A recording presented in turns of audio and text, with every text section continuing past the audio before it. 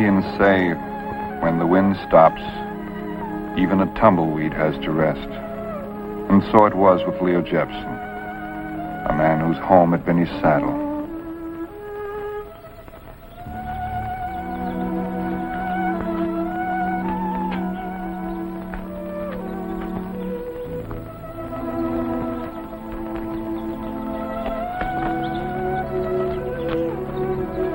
Can you stay and visit a while, Vince? We're pleased to have you. I've taken a job with a cattle firm up near Kingston. I'm leaving early in the week. You're always welcome. Thank you, Mary.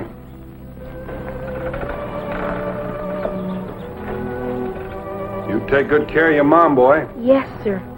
He sure has grown, Mary. More than half a head since the last time I saw him. You just haven't seen him for a while. Give another couple of years and he'll take over for you.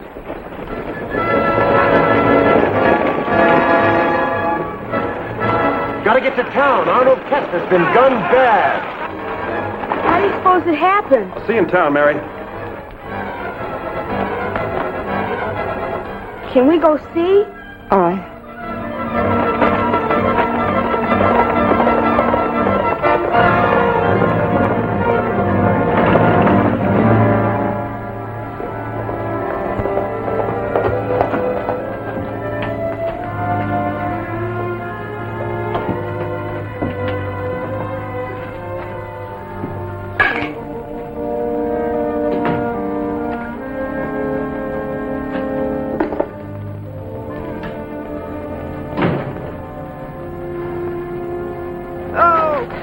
Mr. Bonner went in there? Yeah. Golly, Kyle. He come up here just to see you? Me and Mom and Pa. Well, you're gonna fix it so's I can meet him this time, ain't you? Yeah, I might. Is he...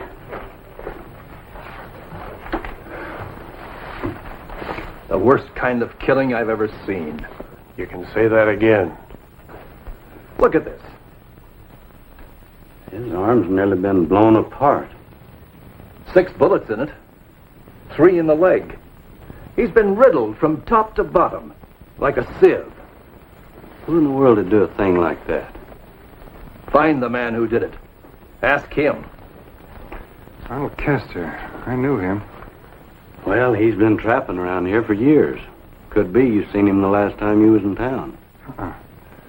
Where do you run his traps? He's got a cabin up by Virgil Lake. That's where me and Goff found him, sprawled out in the yard. Did he say anything before? Anything at all? Not a thing. He went out like that the minute we come on him. What do you got on your mind, Ben? Sheriff, let you and I take a look at that cabin. All right.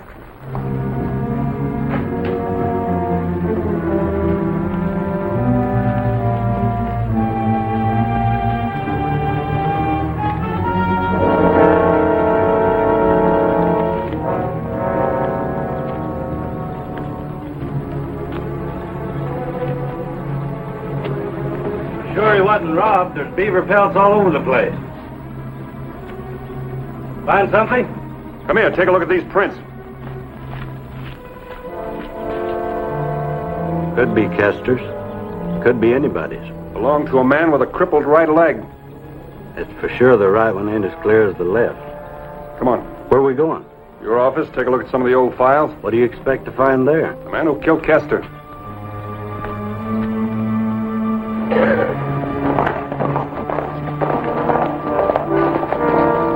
What are you stopping here for?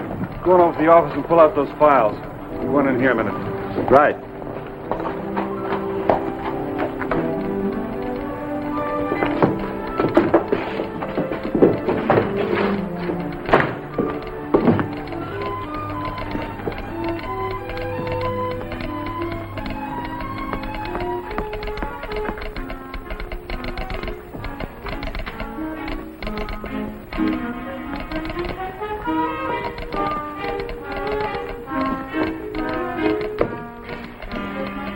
There you are. You get that off right away for me? All right. Well, give it to me. Son. Oh, yes, Pa.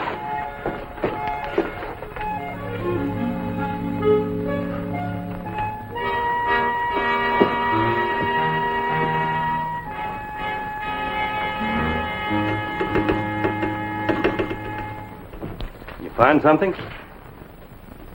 Whose name are you looking for? Look, Vint, I'm the sheriff of Mount Verde, remember? Now, if you got secrets about this, keep them from somebody else. Will Gerard. You say something? This should tie the knot, Tim. Who is this fella Gerard? A vicious, cold-blooded killer. Leo and I hunted him down some years ago, over near the Halapaya Reservation. That was over 8 years ago. What's this Gerard got to do with Arnold Kester? A couple of posse members got to him before we did. Shot him up pretty bad. Well, what about it? He kept saying that he tried to surrender, but the people were scared and they kept up a steady fire. He had one leg ruined and he lost his right arm. And Kester over there dead with his... This fella Gerard, wasn't he hung? No. He was given life and sent to the state prison. And you figure he busted out, huh? The answer to that should be at the telegraph office now. Mr. Bonner! Mr. Bonner! Oh, there. Telegraph for you, Mr. Bonner. With the speed and service you offer, you don't need any telegraph wires here. You called it, Vint. You called it real good.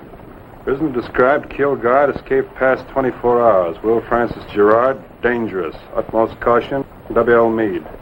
So we got us a killer. Nat Corey. Vint, he lived just outside of town. Which way? You think Gerard's going to try for him, too? Let's not waste any time thinking.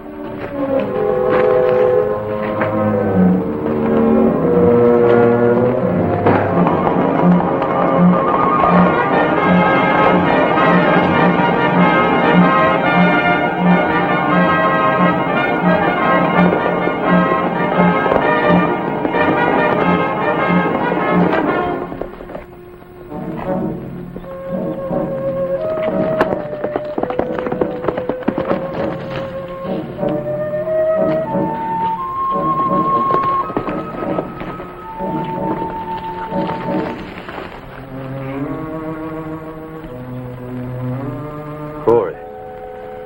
Dead? Dead. Shot 6 times through the right arm. Fine. Just fine. He pulled it off just like we invited him in.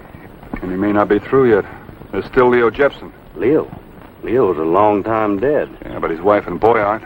You don't think that... How can you tell what a mind like that would do?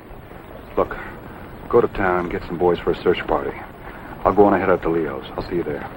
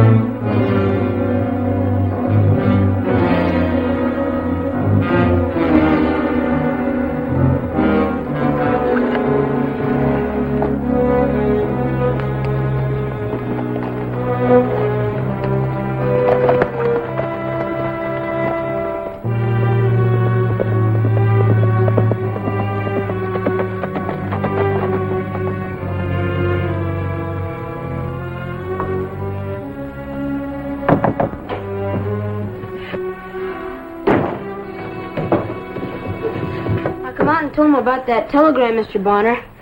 Figured that Kyle and his mom would want to hear about this escaped murderer. You just give all kind of service, don't you, boy? Vin, do you think this man might have come to Mount Verde? Looks that way, Mary. He's already killed 2 men today. Arnold Kester this morning and now Nat Corey. Good Lord. Golly, why do you want them, Vint? Or is he just killing whoever he comes on to. He's got another reason. Mary, I'd like to talk to you alone before the posse gets here. All right. Up into Kyle's bedroom, the both of you. Sit down.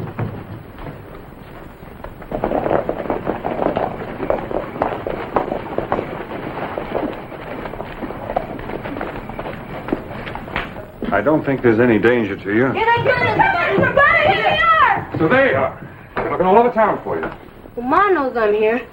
She said I could stay the night if Kyle's mother didn't mind. It's all right, Mr. Mass. We enjoy having Donnie with us. We're prepared to search every nook in the county till he's found. That's good, Tim. We'll leave a couple of men here, front and back. Right. It's like I said, Mary. It's just a precaution. Oh, we'll be all right. You just be careful. Mass, you stay here and cover the back of the house. All right, men, let's move out. All right, back to bed.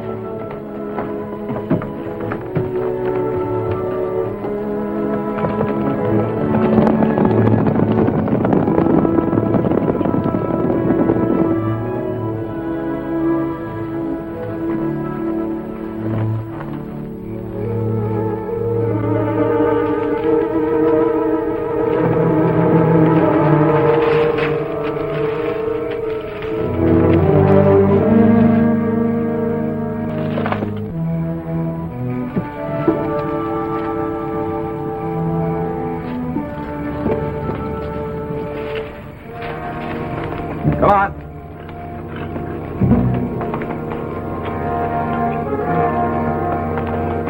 I can't hear a sound out there. Can you? Mm-mm.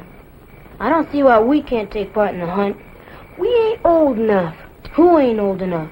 Maybe you ain't old enough. I'm as old as you. Yeah, but I can handle a rifle good. So can I. Not like I can. Who says so?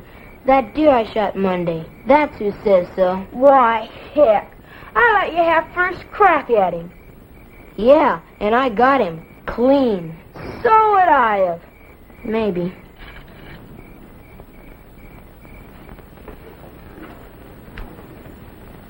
Bet you we could sneak through. Huh? Through Pa and them others. Sneak right on by. What for? Well, I don't know about you, but I bet Vinton the sheriff could use our help right now. Well, then why didn't they ask us? What?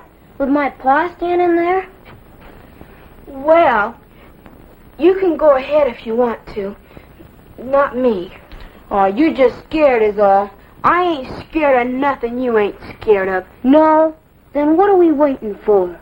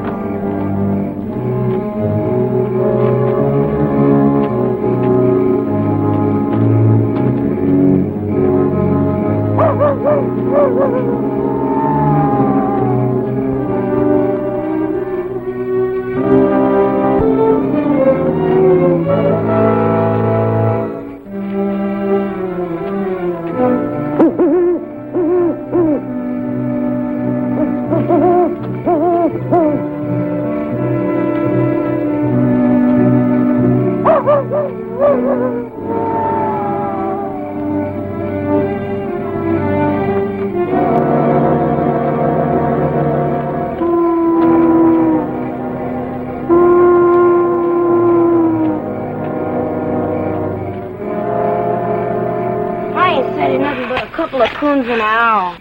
What do you want to do? Well, go on, naturally. Yeah, well, I don't know. Where's your hunting spirit? Back my old bed. Look, all one needs a little rest. Bet you even Mr. Bonner rests now and again.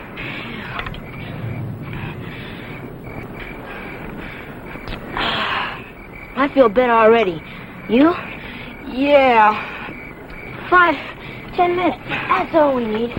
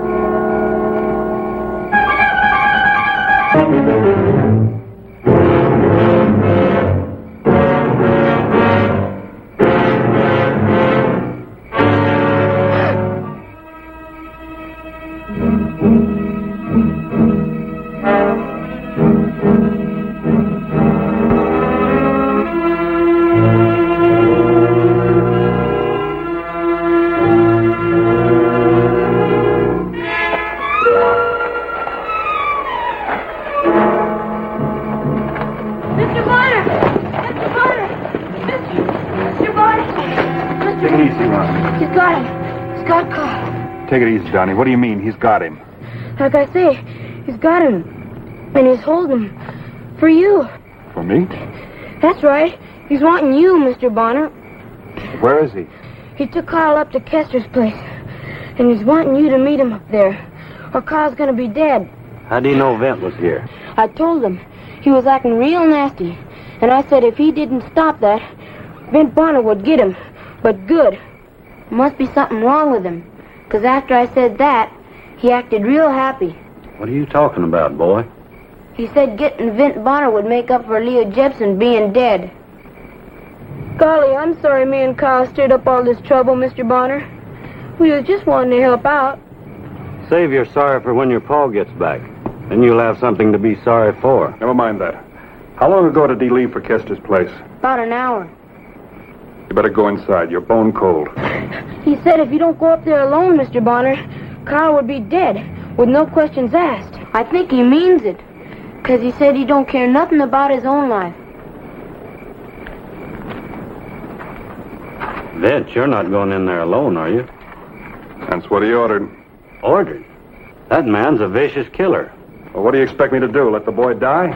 Vint, what are you going to do when you meet him? Mary, I don't know. I think it doesn't matter. Because it's hopeless. Don't say that. Nothing's ever hopeless. Now go on inside.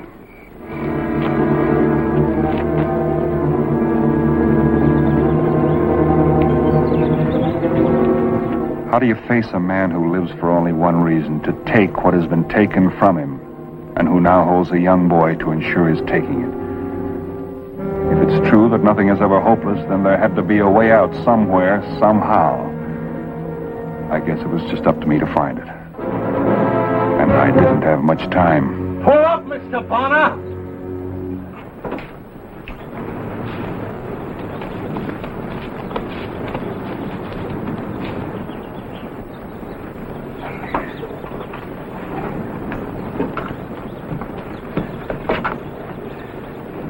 You alone, I take it? I'm alone. I'm sure Mr. Bonner's here all by himself. Because we all know what it'll be like. If he ain't. I tell you, I'm alone, Gerard. Hey, you remember me. You remember my name. Well, I remember you. You and them others. What you done to me. I didn't do anything to you. Well, maybe not direct. But you allowed it to happen. Allowed what? There's no need to talk about it now. We know what it was.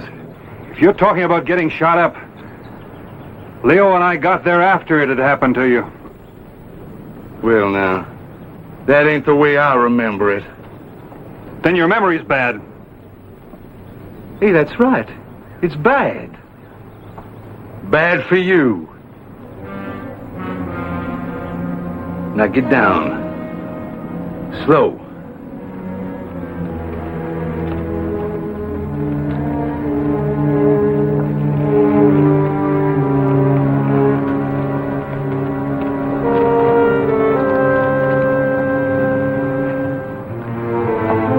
Drop your gun, please.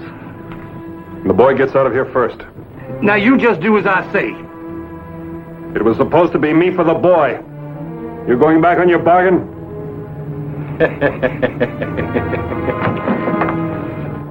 Stand easy, Kyle. Here now, I'll give the orders. Drop your gun. Gerard, aren't you satisfied? You've killed enough men. You obey me, here?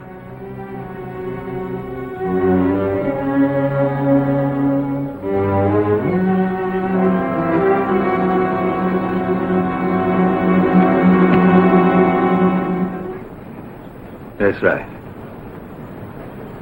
Now move over a little, huh? Why do you want to kill me, Gerard? What?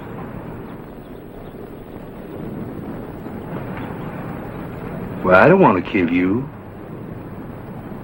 I just want your right arm. So at night when you feel for it, you'll remember it's gone.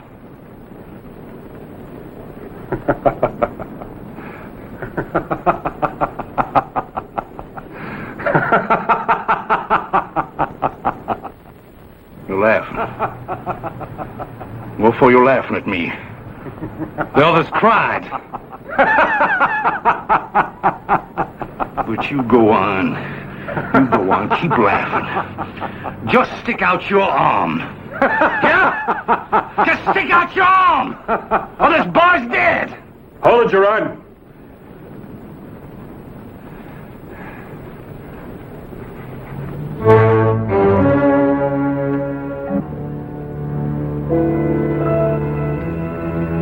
Your arm.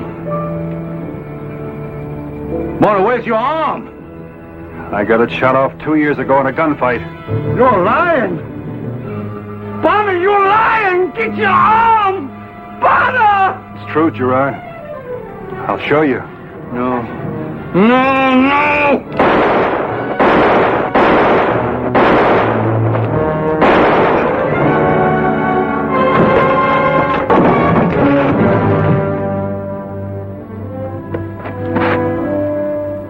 It's all right, boy.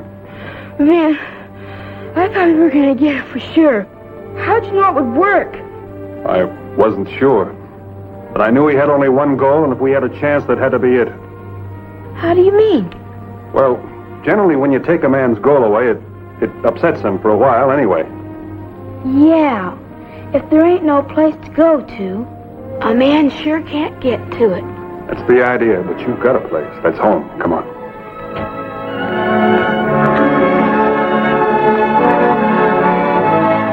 Every once in a while, as you travel, you run into a water hole that's been poisoned. Usually the reason isn't too hard to find. But I wonder how the human mind gets poisoned.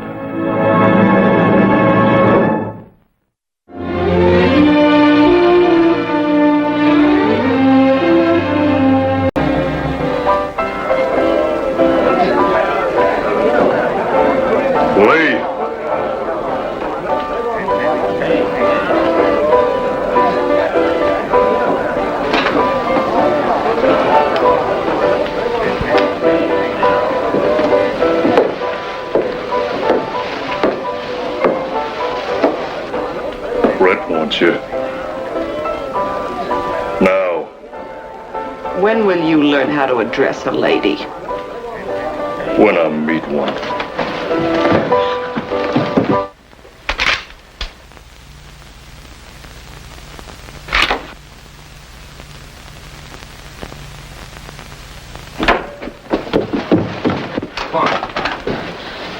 What's the matter, honey? Does every message from you have to come through that pig? Loma? Why, Lee, you know Loma's the best there is with gun and muscle. I know about the muscle. Look at that.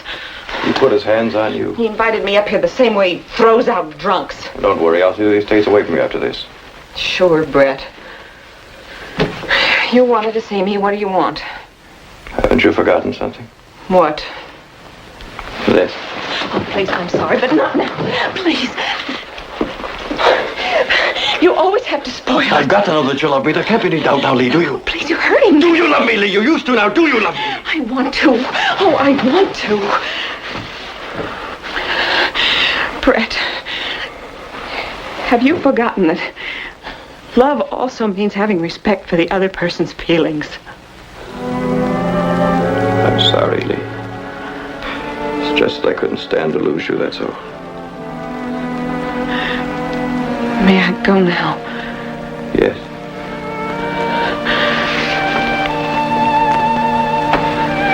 I'll see you later. Yes. Tell Loma I want to speak to him.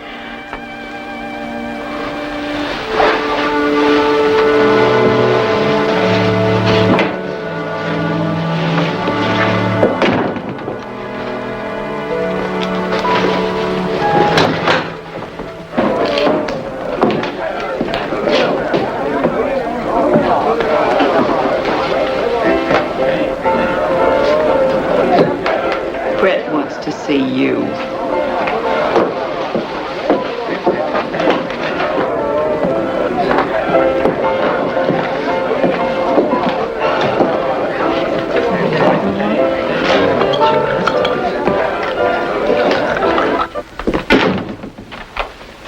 You want me? Yes, Loma, will you sit down, please?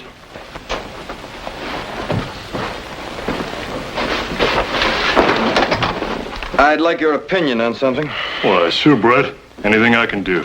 Take a look at these. Sure. You coming out of your mind? Not me, you did when you put your hands on Lee. Now, you got me all wrong. I got exactly what you are, and I have for a long time. Now, you get this, and you get it good. The next time you touch her, you're going to find yourself with a head full of lead. Okay, Brett. Okay. But you didn't have to set me up with that paper trick. It's just to let you know I can outthink you anytime I want to.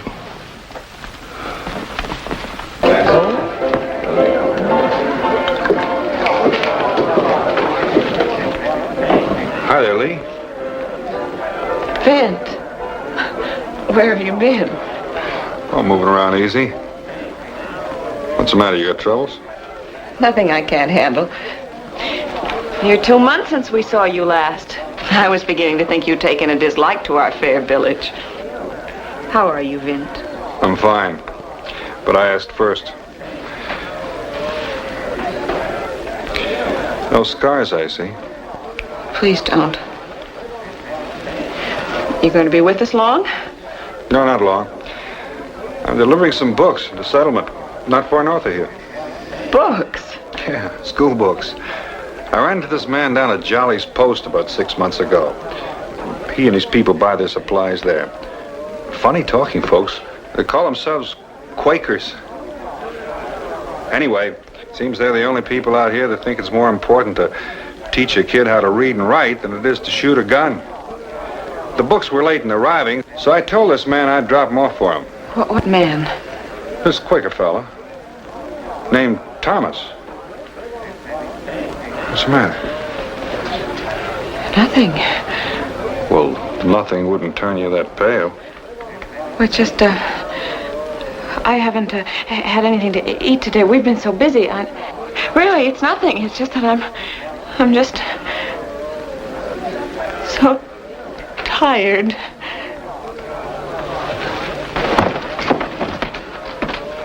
Go on back, Ed.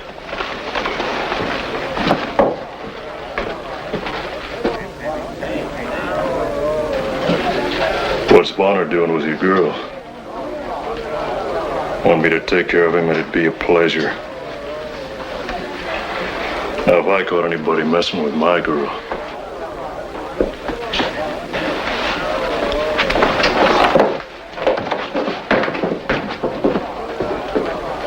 Brett, You haven't had your dinner yet, have you, Lee? Well, why don't you go on back? I'll entertain Mr. Bonner while you're gone.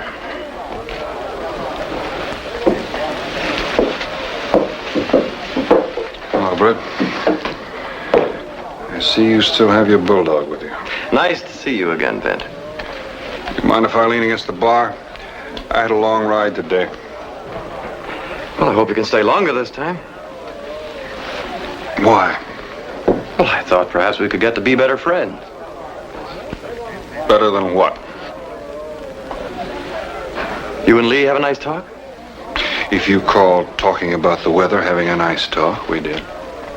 Wonderful girl, isn't she? Did you find that out before or after you beat her up? Oh, you know about that. I know about that. Well, that was 3 months ago. I'm very sorry about it. We're really very happy now. You can ask Lomer if you don't believe me. If I'm going to ask anyone, I'll ask Lee. She'd tell me the truth. That's all right, Lomer. Bonner's been on the trail all day. He's a little bit shaky, that's all. I don't need your help. As for you, Lomer, I just don't like you. I never did. So anytime you're ready. Oh, come on, Vint. Let's wash down the past. Look, have a little drink on me. Come on. I don't like you either. I never did like women beaters. Keep your drink.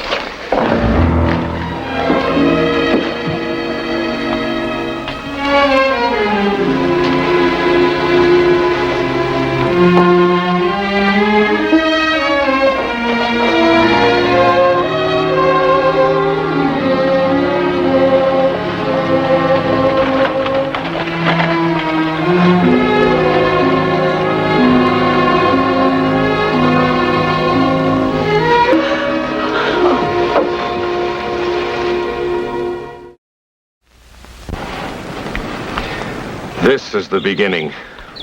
I'm sorry, Mr. Thomas, that I was a week late in getting here. We prayed that we would live to see this day. The weeks to us are but moments.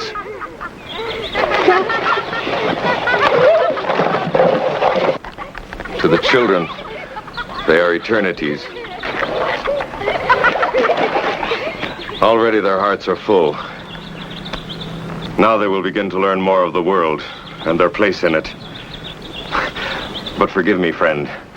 Thee surely is tired from thy journey. Come into our home. Thank you.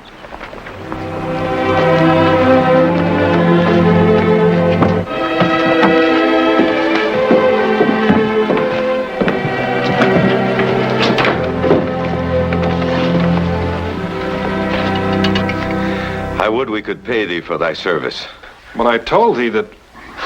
I told you I was coming by this way anyway. I enjoy doing it. Won't thee stay with us a while and let us repay thee in the ways we can? There is much a man like thee could teach the children. I'm afraid there's some things you wouldn't want them taught. Friend, the beliefs we live by make us happy. We do not say that others must believe the same. We only hope that they too will find peace. That's a very generous attitude. We believe that today's generosity and patience are the beginning of tomorrow's success. Thee will stay for supper. Smells too good not to. But I'll have to leave right afterwards. We are sorry. Jeremy, would thee set the table? Let me. No, friend. Thee is a guest. Well, let the guest be a friend.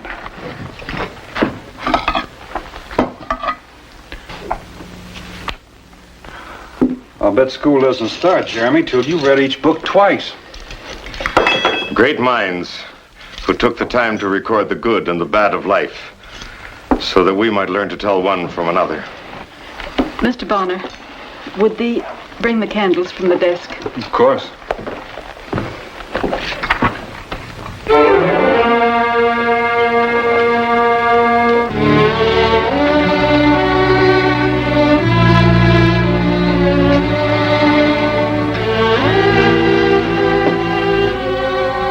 Who is this? That's our daughter, Emily. Lovely, isn't she? Where is she now? She's dead. These past few years now. It was a great loss, Mr. Bonner.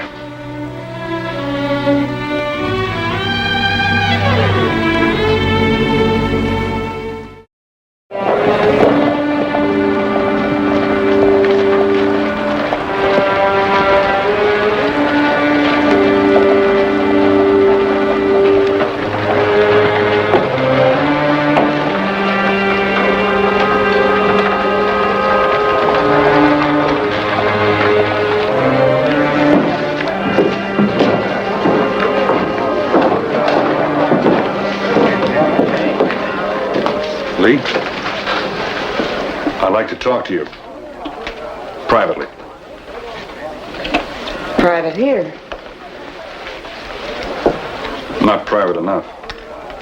Please. All right.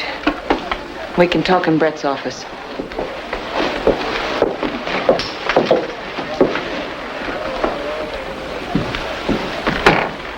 Lee, I just came from the home of some people named Thomas. Jeremy Thomas.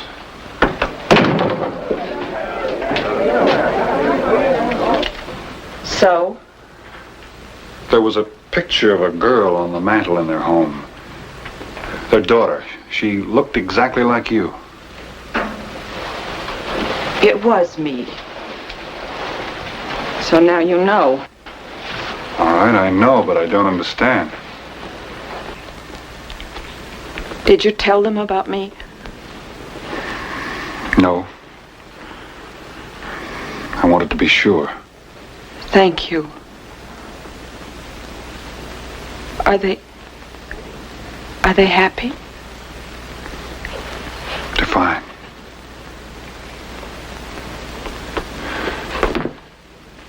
Why, Lee? It doesn't matter now. Believe me, it's much better this way. You mean Brett Dixon is better than... He loves me, Vint. He loves you. That's love. Break a girl's arm, black her eye, beat her up. That's love. You just don't know his other side. That was 3 months ago. And you do. I'm not sure anymore. I loved him very deeply in the beginning, I know that. The beginning? When was that? My family had sent me to school back in Missouri. One day I was walking in the country just outside of town, and I was hit by a carriage. Brett's. I almost died. He was so wonderful. So tender. He never left my side in all those critical months.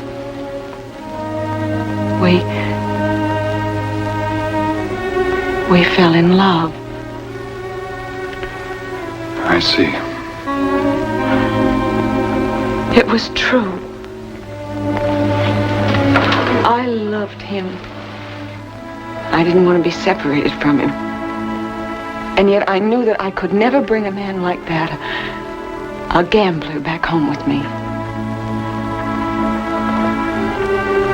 I had him send word to my people that I was dead. I wanted to be with him.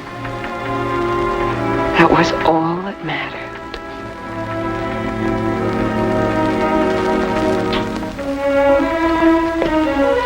Then after we came out here, I saw the way that he changed. I don't know. Maybe it was greed.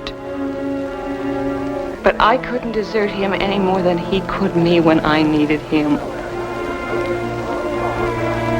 I prayed that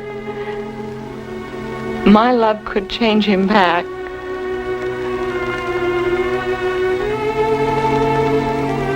And it turns out that you're the one who changed.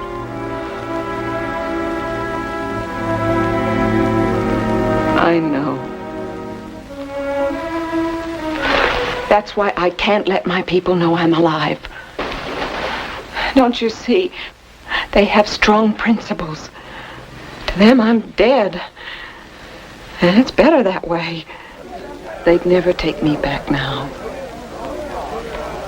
I think they would.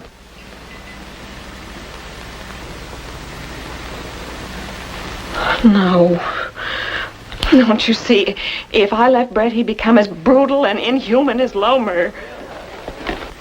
He's no different than Lomer now. Just better dressed. I can't believe that. Lee, I think you mean you don't want to let yourself believe it. Let me take you home. No. I must keep trying. But Lee, if you... Please. Let's go.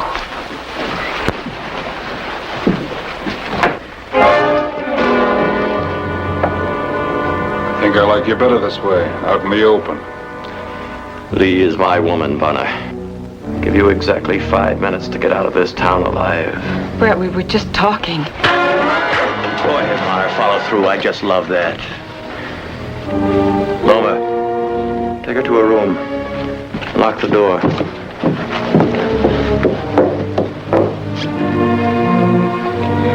You're good at beating up women. Or when the odds are with you. I couldn't handle you without this gun.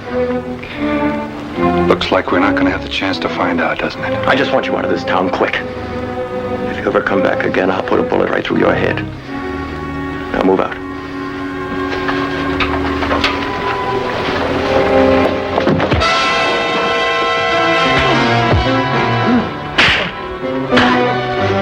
You like it? Does it feel good?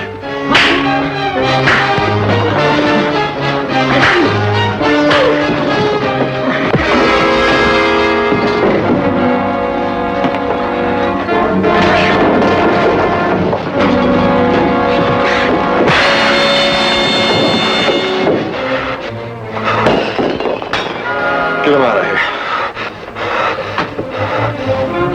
Come on.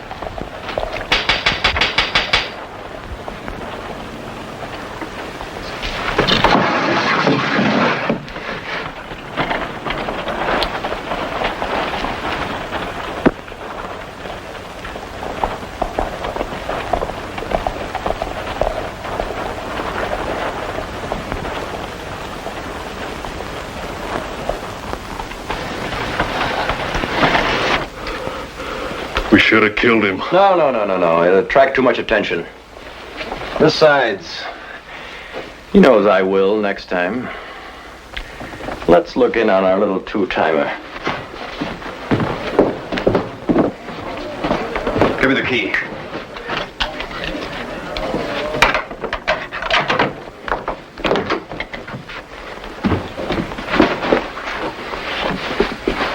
He's gone.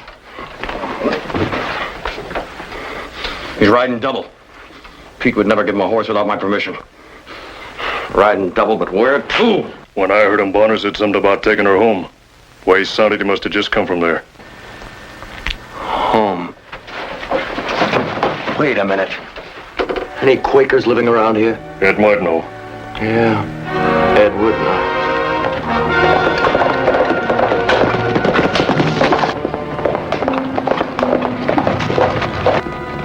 That's far enough, Bonner.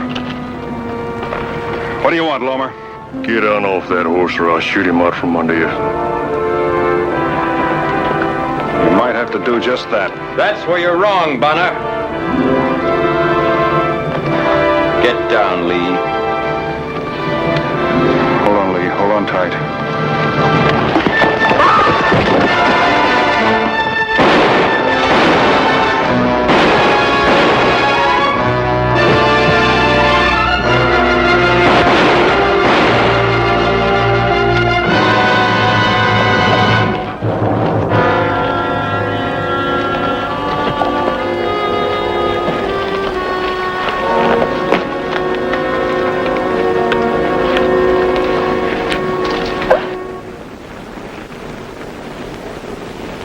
He's dead, isn't he? Isn't he? I'm afraid so. Because of me. That's not true, Lee. He was a man who was bound to end up just the way he has. It's not your fault, you understand? It's not as easy as that. Don't you see? How can I go home now? I let them think I was dead. And now with blood on my hands, how can I... Lee, listen to me. Things happen we have no control over. Sometimes what you think of as evil is just an accident. Can you see that?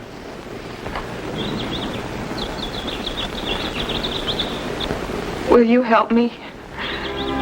I don't think I can do it alone. Of course I will.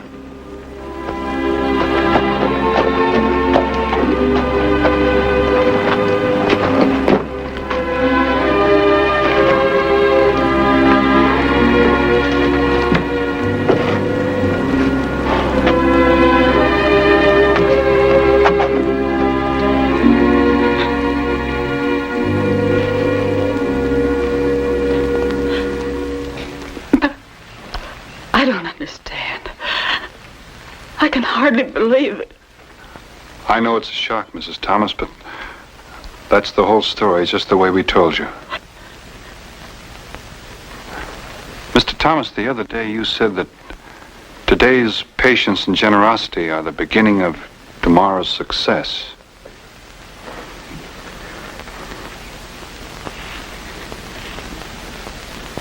Thee is right, Mr. Bonner.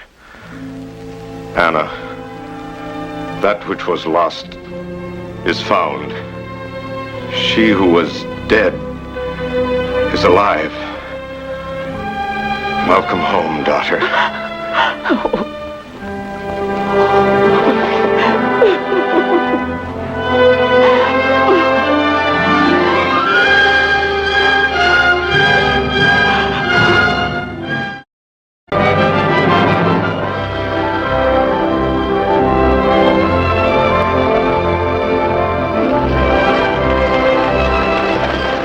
Well, I figured I'd handle about every job there was until Tom Higgins asked me to bring his 12-year-old nephew, Dudley Higgins, to his ranch. The boy's father, a Confederate officer, had been killed in the war, and his mother was dead.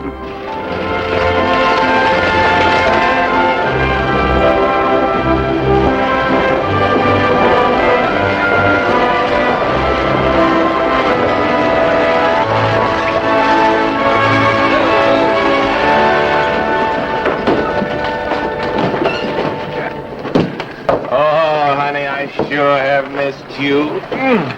Oh, it's nice to see you. I tell you, I want to find out all about your trip. I want to tell you some things that have happened. Well, how was the trip? Dry and hot.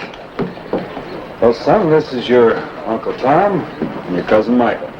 Thank you for inviting me, sir. You look just like your father. Please don't talk about my father. Take it easy, boy. I knew I had a cousin in Virginia, but I never expected to see him. We're gonna have fun. Thank you. Well, who we got here? Tom don't mean to break into this family reunion. It's all right, Arthur. I want you to meet my nephew, Dudley Higgins. I know all about your nephew, Tom. My wife's been telling me all about him. They come up in the stage from Virginia together. My name's Stewart. Arthur Stewart. Pleased to meet you, sir. My wife's been telling me how kind you were to her on the trip. I own the general store. And if at any time I can do anything for you, you just come a-running. Thank you. Arthur Stewart. Are you any kin of Jeb Stewart, the Confederate hero? Could be, boy. Could be, but I'm not sure. Where'd you hurt your leg? Oh, Chickamauga? How can you live here in the North? Well, I like it here. Did I say something wrong? No, you didn't. It was a long trip. New faces and places. I understand. Help your cousin put his things in the buckboard and be pleasant. Think I did wrong sending for him? No. It'll take a little patience. I aim to have it.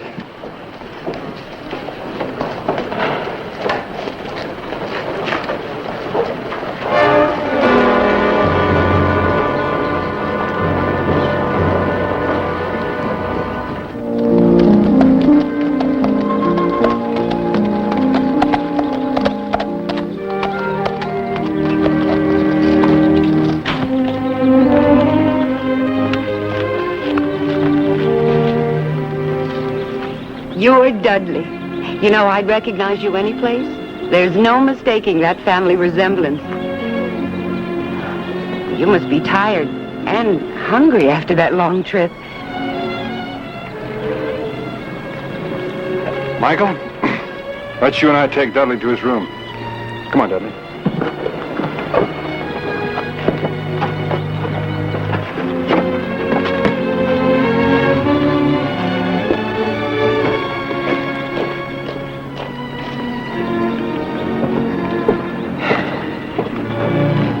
Michael bought this for Dudley, and he threw it away.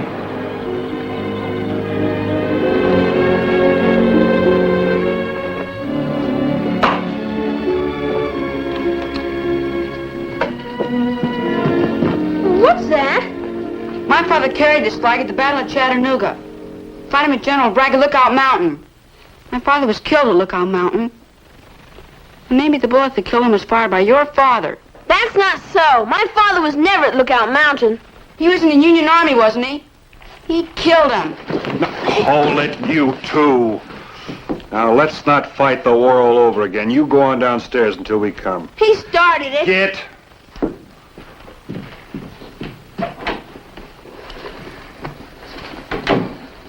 Well, where are we hanging? I think I'd like it over the bed.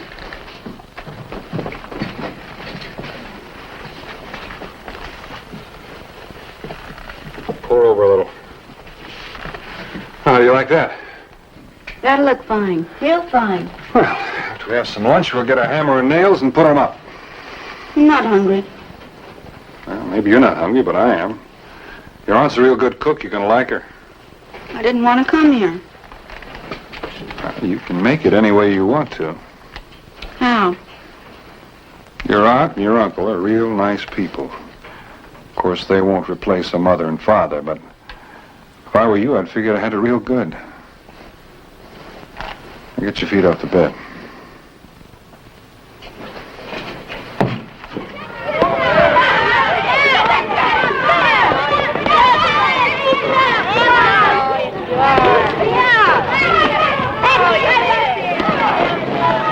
Come on, get out. Everybody off. Come on. All right, now, who started all this? He was asking for it. He said the Union Army didn't fight fair. That's why we won the war. You think you're fighting fair now? 5 of you against 1? I'm sorry. We should let the two of you fight it out alone. I don't want to hear any more about fighting. I think you owe Dudley an apology. Now, shake hands. Sorry. Go on, Dudley. You too.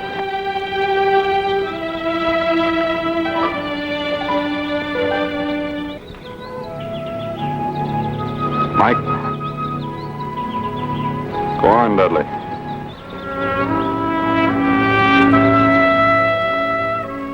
Tom, I'm worried. Dudley?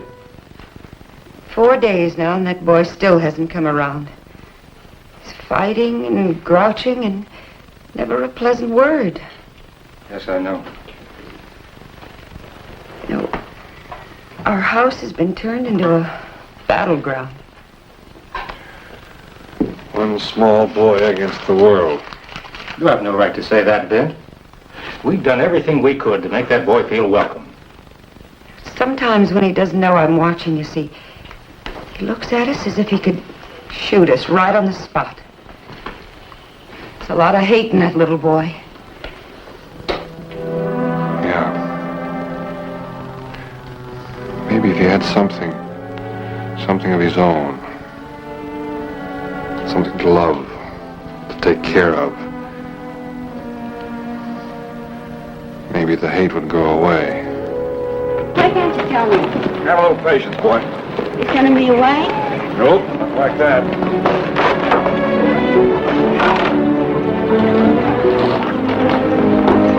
How do you like him? I've seen better. Oh? Think you could ride him? Easy. Let's give it a try.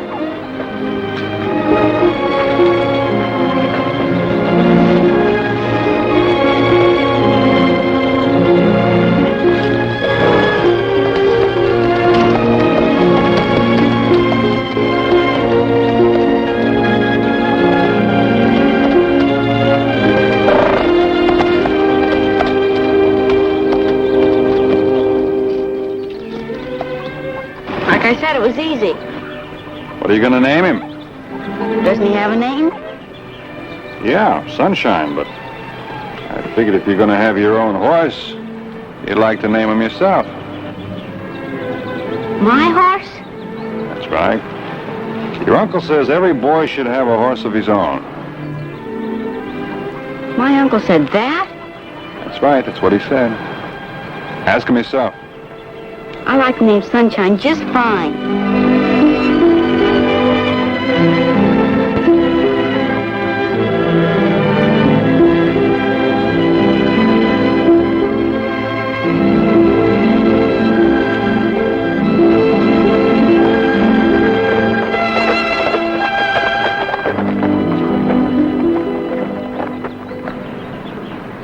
I can tell this has never been a battlefield. How can you tell? Have you ever seen one?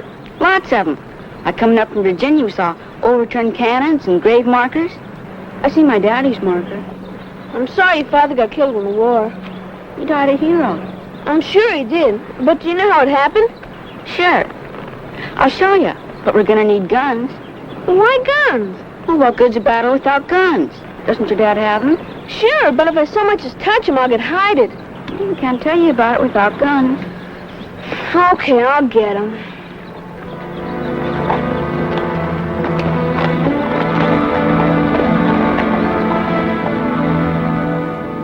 These are real fine.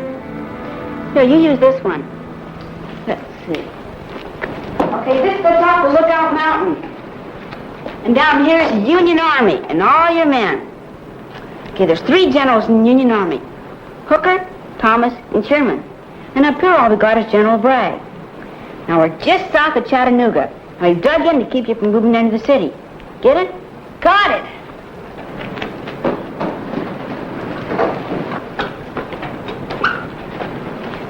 Okay, you be General Sherman, and I'll be my daddy. Now he's in an advanced position defending the mountaintop. Get into position now. All right, the sentry had given warning the Union Army was preparing to attack. So my daddy raised that standard and moved forward. Thousands of men were behind this banner, ready to give their lives to fight off those men down there. Shooting started. Bang! Bang! Bang! Bang! Bang! Okay, charge me.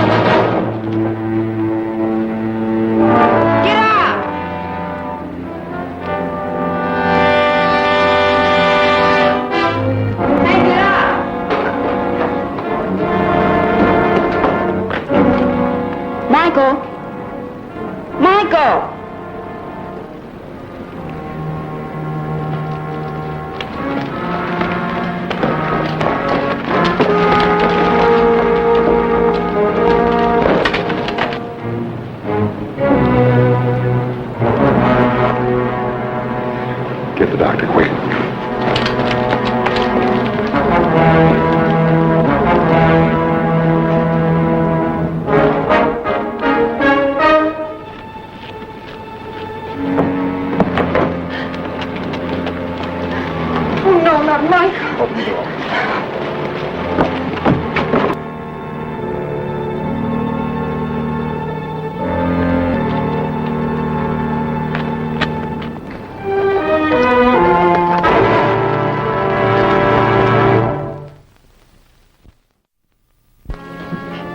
You can't let him die. You've got to do something, Dr. Harris. Michael?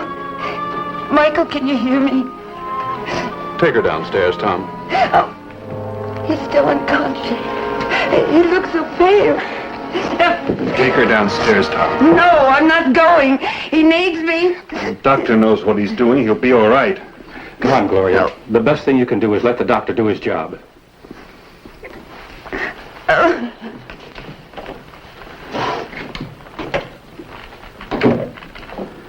What happened? That's a long story. I'll tell you about it later. How is it? Oh, it looks a lot worse than it is.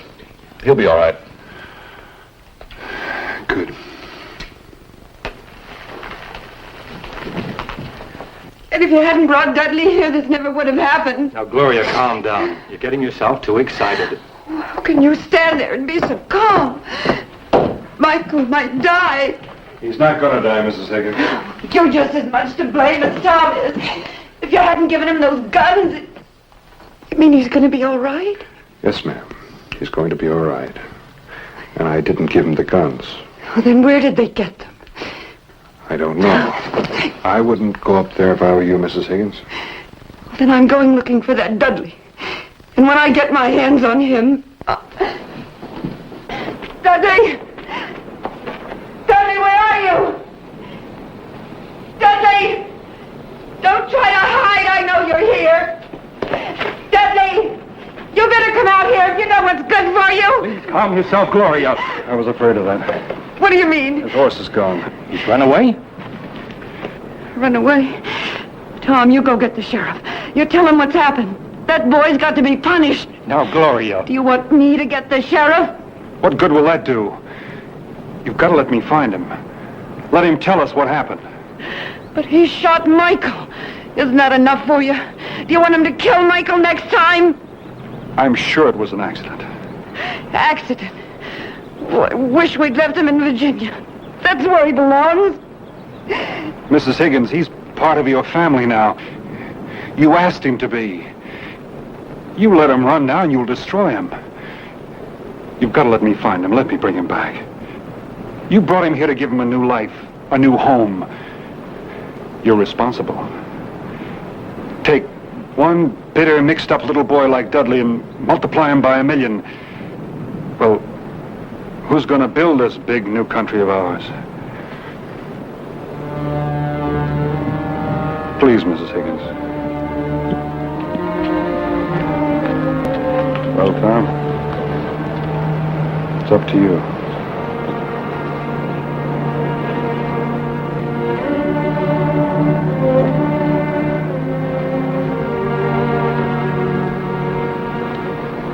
Find the boy. Bring him home.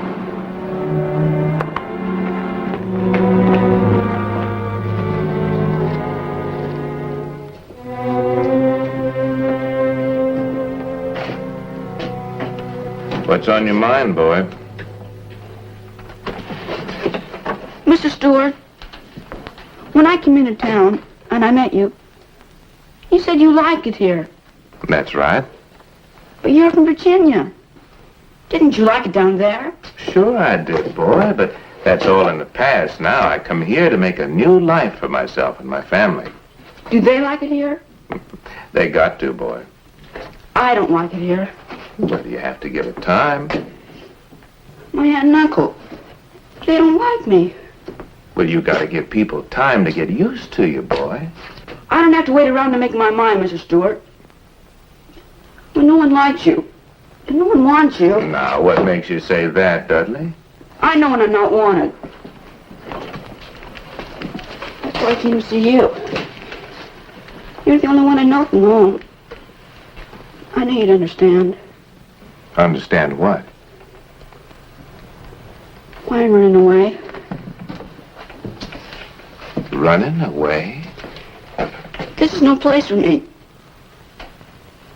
I just wanted to say goodbye. Now, Dudley, if something's happened, if anything's wrong, you can tell me all about it. Nothing's wrong. I'm just gonna run away. Run away. I did that once, but I made a mistake. You know what I did? What? Well, I didn't get prepared properly. It's a long way back to Virginia. First thing you have to do is eat a good meal and take along plenty of provisions and get a good night's rest. I'll tell you what. Why don't I just fix you something to eat, and then you can spend the night right here in the store, and then tomorrow I'll help you to get ready for your runaway. What about that, boy?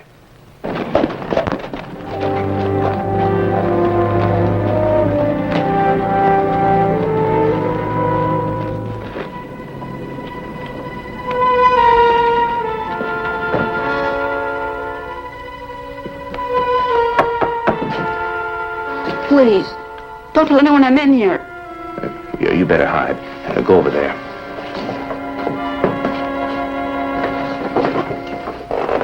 Come in.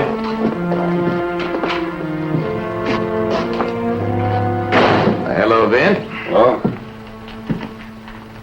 Dudley been here? Dudley? Yeah. I thought he might have come by here. Has he been here? Why, what's wrong, Vint? Well, I got a hunch he's running away. I thought he might stop to say goodbye. Well, why would he be running away? Oh, one of those foolish things that kids do. He and Michael were playing with guns, and one of them went off, and Michael got wounded. Oh. I think I'm beginning to understand. Of course, they shouldn't have been playing with the guns in the first place. Now, Bonner, you get out of here. You get on your horse, right off. You leave me be. There's no need for you to run away, son. Your uncle wants you to come home. What about Aunt Gloria? They both want you to come home. I don't believe you. You're trying to trick me. Michael's dead. They know I shot him. No, he's not. He's only wounded, like I said. Stop! Don't take another step. Don't make me shoot you. You're going about it the wrong way. If you really want to learn how to handle a gun, I'll be glad to teach you. But that's not the way, not with both hands. I know how it is. Coming to a strange country. New places, new people. Takes a lot of getting used to. Believe me, son, we've all got a lot to learn about each other. Now give me the gun.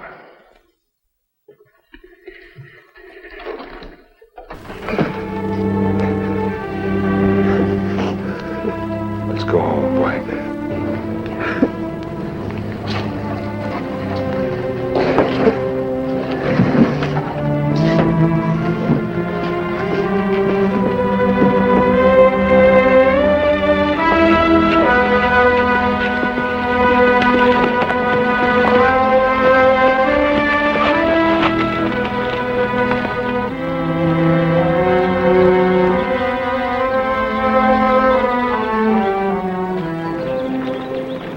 Go in. You afraid? No, I'm not afraid. You didn't do anything on purpose. You're just saying that. They made you bring me back. Gonna get on by yourself, or do you need some help? I don't need any help from anybody. Come on, then.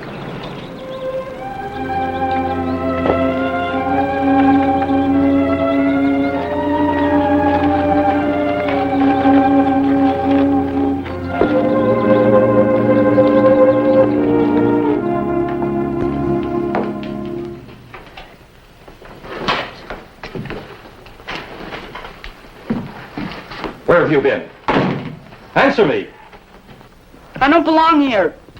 You and Michael, you had guns. Where did you get them? We took him. Michael should have known better. Didn't he say anything to you? He said he'd get whipped, but we decided to do it anyway. Well, I guess he was right. You ought to get whipped. Tom, you didn't ask the boy what happened. We know what happened. Dudley, I want them to hear it from you. You tell them the truth. Did you do anything wrong? On purpose, I mean? We took the guns. I guess that was wrong. Yeah, but I mean about the shooting. I don't know what happened. We were playing. I heard the gun go off in my hand. I didn't mean to shoot him. I believe him, Tom. I didn't want to come back. Ma! Oh, Mike. Ma! Michael, you shouldn't have come down. It's okay, Ma. It's only a scratch. You might have been killed. We were just playing, Ma. It was an accident.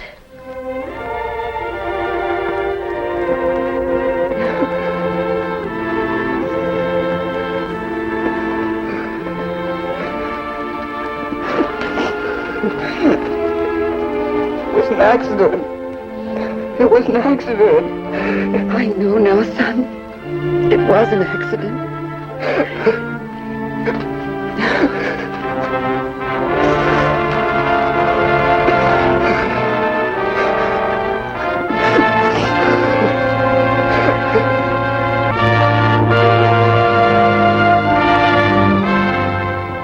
It says somewhere that a word fitly spoken is better than apples of gold in a basket of silver. You know, that makes a lot of sense.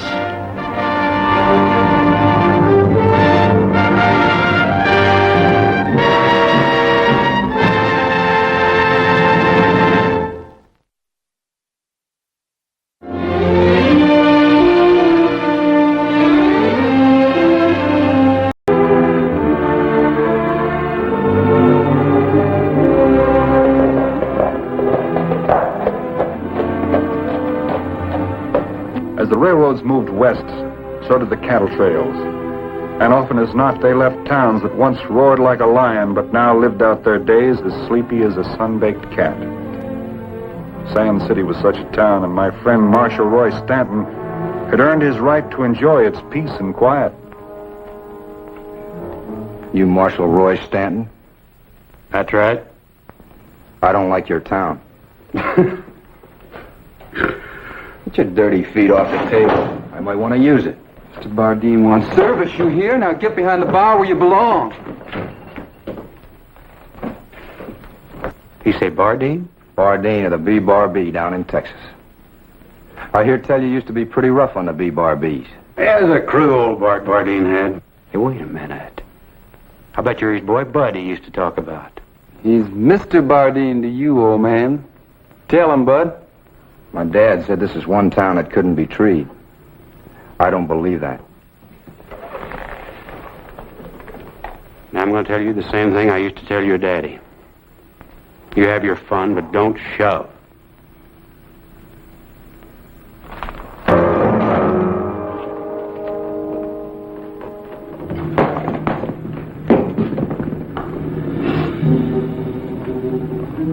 Mr. Bardeen likes good whiskey. I think Mr. Bardeen had better get it in some other town. Well, Vent Bonner. Roy, how are you? So you're the great Vent Bonner. Well, I'm Bonner. Just leave it at that. Hey, now you got your big one, Bud. That right, Bonner? You a big one? Or do you just sit around with the old man there talking about how big you used to be? Son, why don't you just leave it alone? Mr. Bonner! I don't feel like leaving it alone. I feel like tearing this town apart.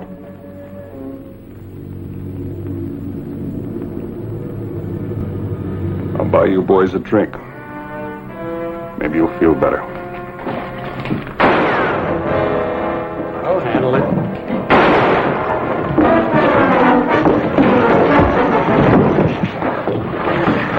I'll kill you for that! With what? You want a reputation, don't use me.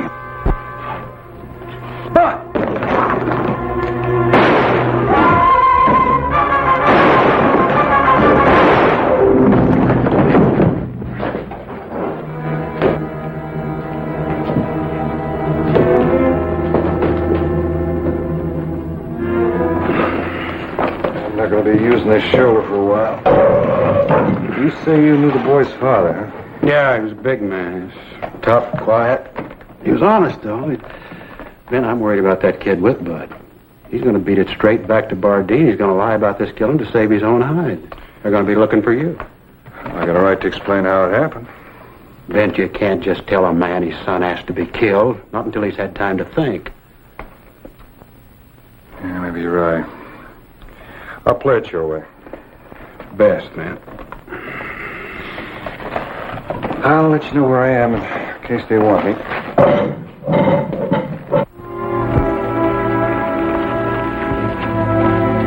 Peligroso, a young, dangerous one.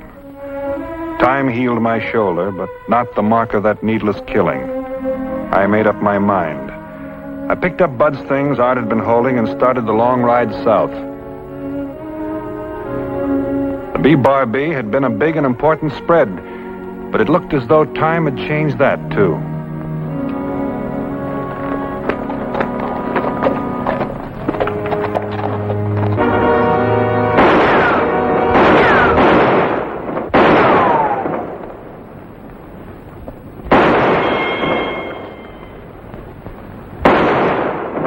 Holster's a little low for you. And your gun's a little heavy. What do you want? I'm looking for the owner of this place. You found me. Oh, well, I heard you were taking on hands. Another gunman, huh? There's been a dozen like you around here since the word got out. Well, I'm afraid you got me wrong, miss. Well, right or wrong, you're too late. I've already hired a man to kill Vint Bonner.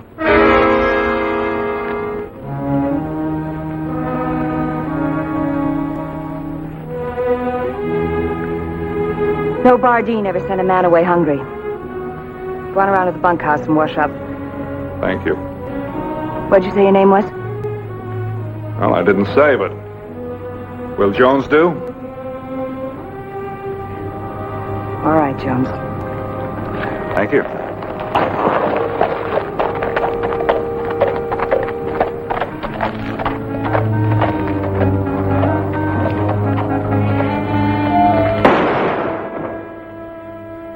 Bang, bang. All day, every day.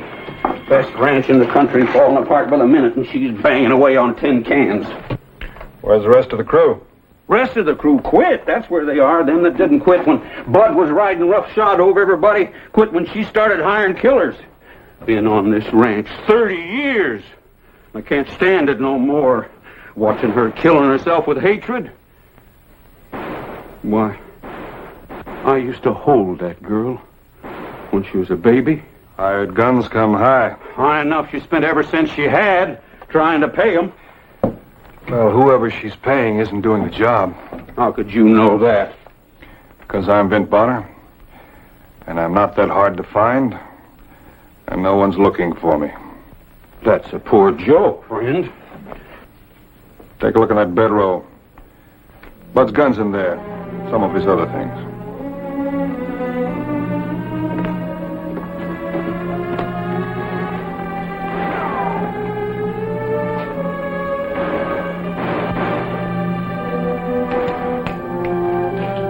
I ought to kill you. Not with an empty gun, you are.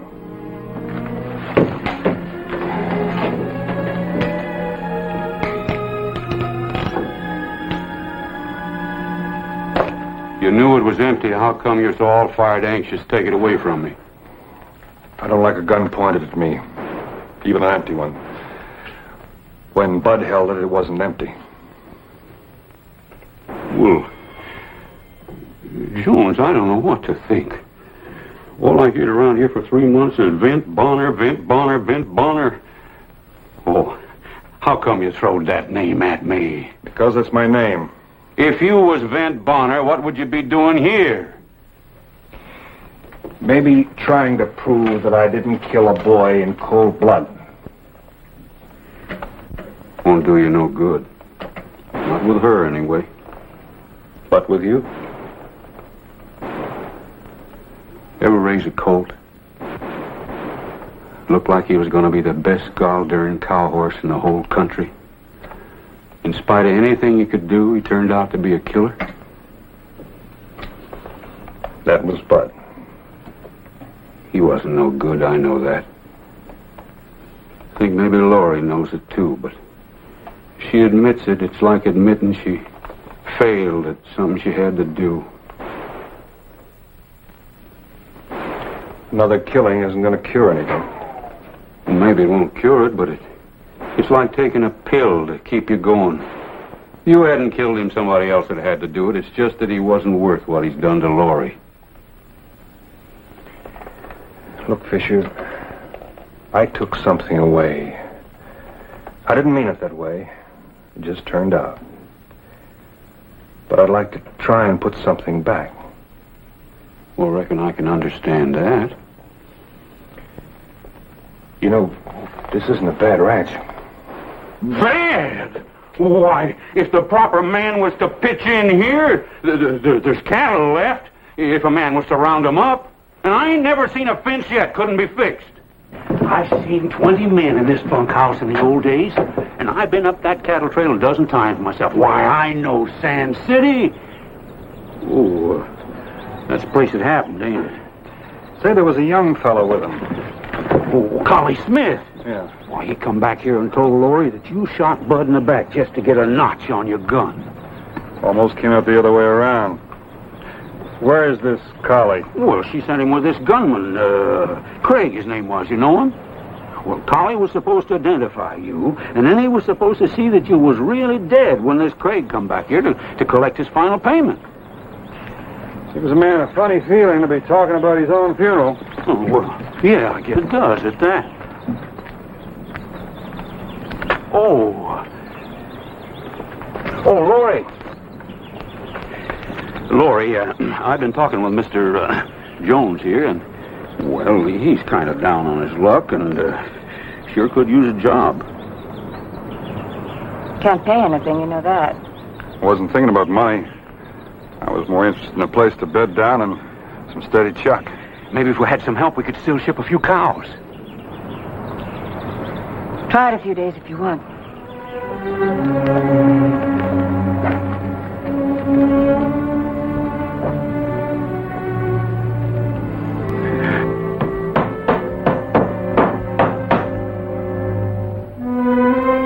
You know, if I do say so myself, things look a lot different than they did 2 weeks ago.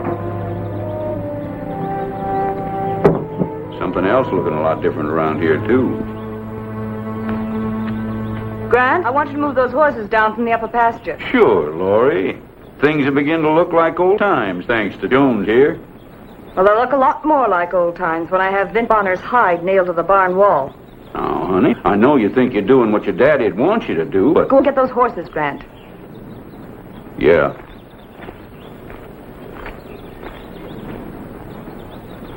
That old man sure thinks a lot of you, Miss Laurie. Doesn't give him a right to do my thinking for me.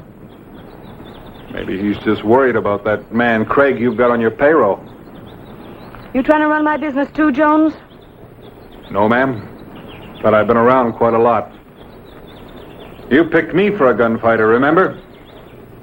Maybe you're right, maybe you're wrong, but I've known a lot of men like Craig.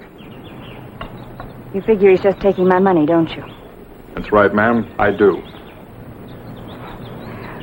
I've known that for some time. I just wrote him a letter telling him I couldn't pay him anymore. That's good. That means you're giving it up? Giving it up? Why do you think I practice with that gun every day? Just a minute, Miss Laurie. You're not going to face it out with a man like Bonner? No, I won't face him. When I find Vince Bonner, I'm going to give him the same chance he gave my brother. I'm going to shoot him right in the back of the head.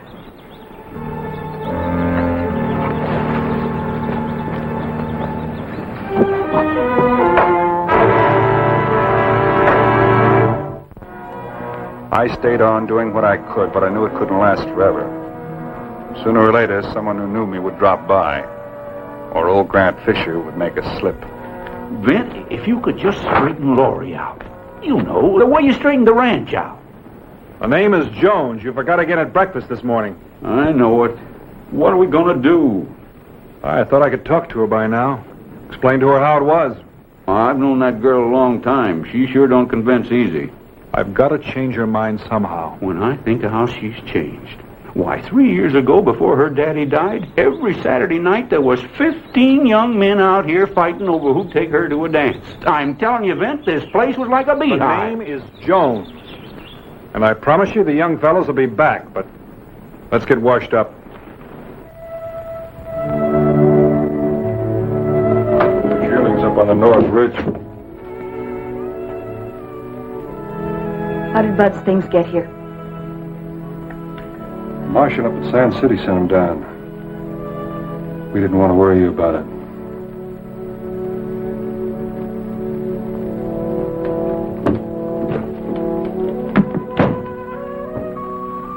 Laurie, I'd like to talk to you. You're leaving? No, not that. I'm glad, Jones. I know it hasn't been very pleasant. You had a lot on your mind. For a long time.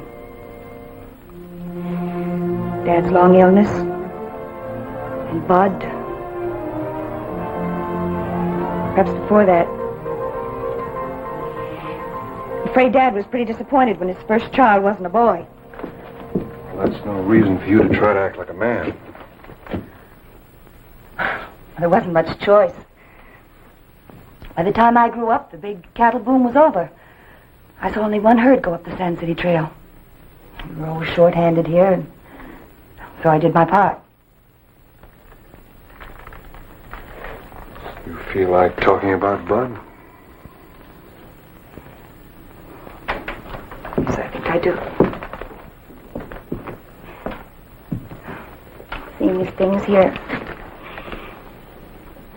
Oh, Jones, I want so much to think you tried. Grant City had a wild streak. Well, what do you expect? My father fought for every inch of this land. He had the wildest crew on the trail. That's all Bud ever heard. He worshipped his father. He was just trying to be like Dad, that's all. Times change, Laurie. What's acceptable in one time isn't in another. Well, murder never is. That's why I hate Bud's killing so. One more chance. Just one more chance and he might have straightened out. Why does a boy like Bud have to die? A killer like Vince Bonner goes on living. Well, you never can tell. This Bonner may feel just as sorry about the killing as you do. I'd expect you to say that, Jones. Because you believe it? No. No. Because you're good and kind. You always look for the best in people. Even in a killer like Bonner. There's a lot of good in the world, Laurie. In your world, maybe. But don't invite me to live in it. Because I don't believe it.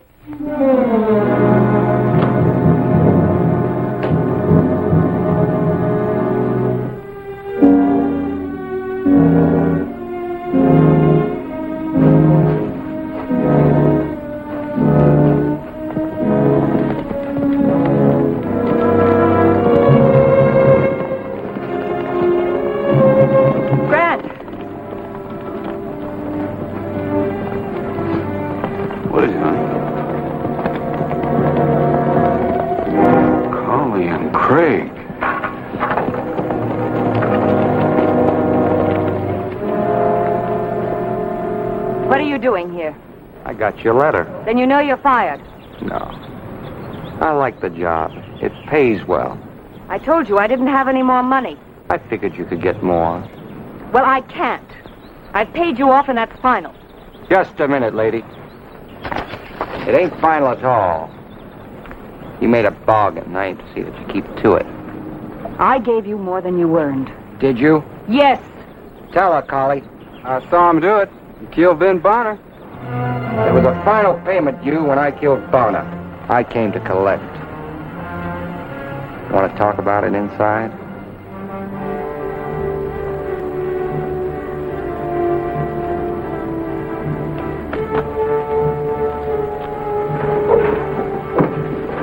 You're lying, Collie. You lied about the way Ben Bonner killed Bud, and you're lying again now. Well, Emma, you better prove it.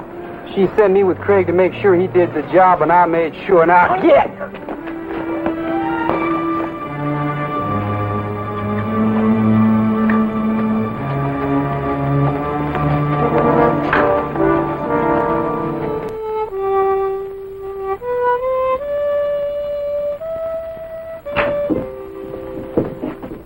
Anything wrong?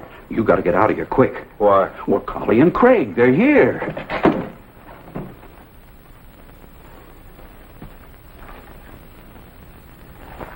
Maybe it's just as well. You don't understand. He's come to collect. But she said she paid him off. The final payment. He claims he killed you. You stay here. I told you I didn't have it. You got a ranch. That'll do. That's what you were planning all along, isn't it? That's right. No. You look. When you play a man's game, you play by man's rules. You made a deal and you're going to stick to it. You get a dead man, I get a ranch. You're wrong, Craig. Twice. What's your part in this? A big one. I'm Ben Bonner.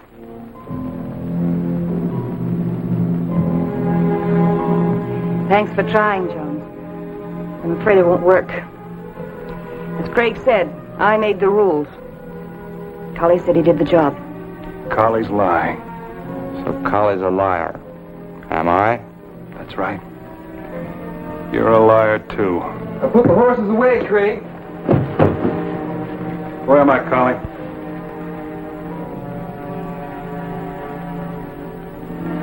So, you're Vince Bonner. That's right. That makes you a liar and a thief.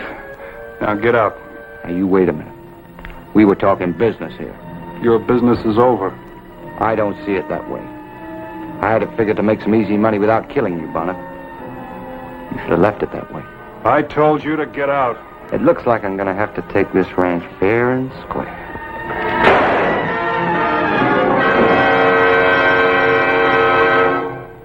All right, Collie. You want to see a killing a day in Sand City? Now it's your turn. No, Mr. Bonner, not me, please. Go ahead, Collie. I'll make you the same deal I made Craig. No, Laurie, you got it all wrong. I lied to you. It wasn't the way I said. He didn't shoot Bud in the back. And it was your fault, wasn't it, Collie? You gave him the gun. I shot your brother. After he'd shot an old man and shot me in the back. I didn't want to tell you this way. But maybe it's the only way that'll work. Your brother was a rotten, no-good kid, just like this one. They were two of a kind, and you knew it. When you admit that, you'll start to live again. If you refuse to admit it, well, here's a gun.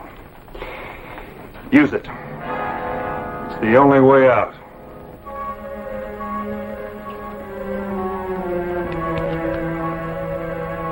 Go on, Laurie. Get him.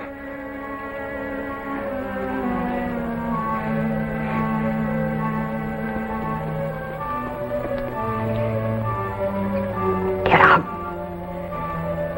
Get out and don't you ever come back.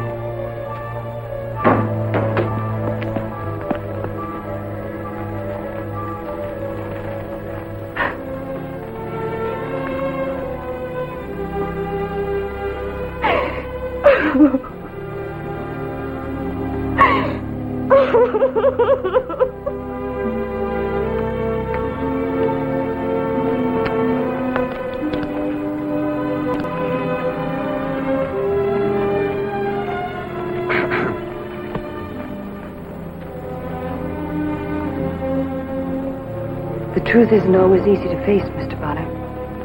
Nor easy to say. I just wanted you to know that you're right. But I couldn't give up hope. And I didn't while Bud was alive. But after he was gone, I had to cling to something. I can understand that. I know I don't have the right to ask you, but... Well, if you could stay on a little while longer, maybe we could get those cattle down. Well, I think they could be arranged. On one condition. What's that? Well, Grant here tells me that the boys used to be pretty thick around here Saturday nights. I don't understand. I hear there's a dance next Saturday night. I have a feeling that the boys will be coming around again, but just to make sure, I'm going to take you to that dance. That would be very nice, Mr. Bonner.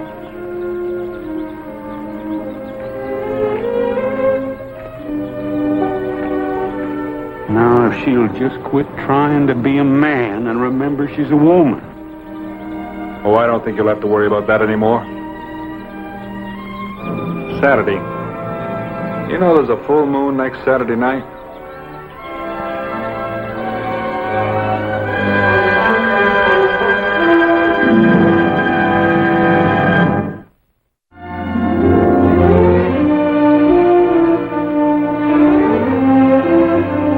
Bob Jefferson, whom I'd worked with when he surveyed the railroad route through Gorson Pass, had asked me to look in on Father Luke at Santa Rosa Mission. Said he wanted to talk to me. I couldn't figure out how he knew me in the first place, and since I hadn't had much to do with priests, I was a little nervous.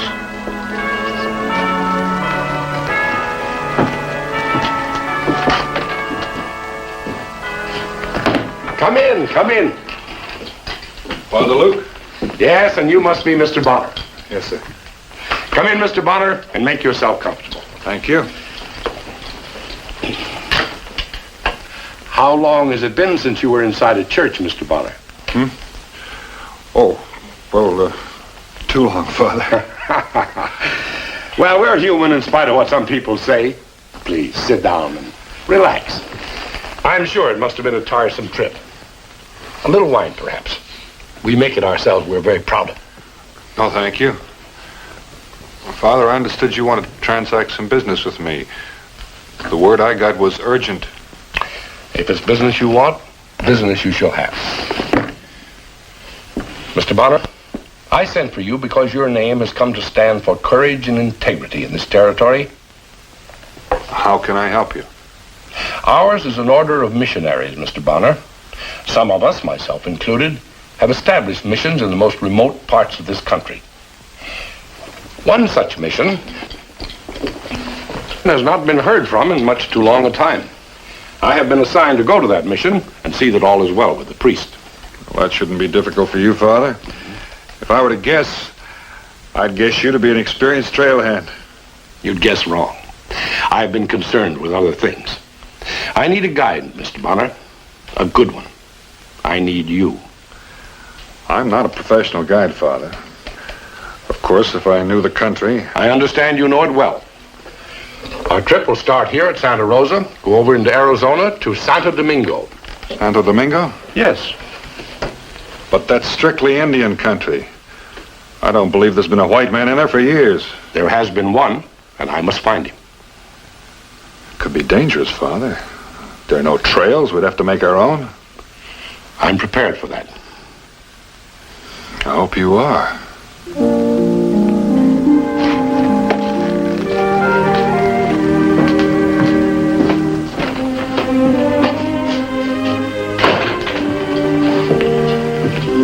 Well, the tally checks out just fine, Father.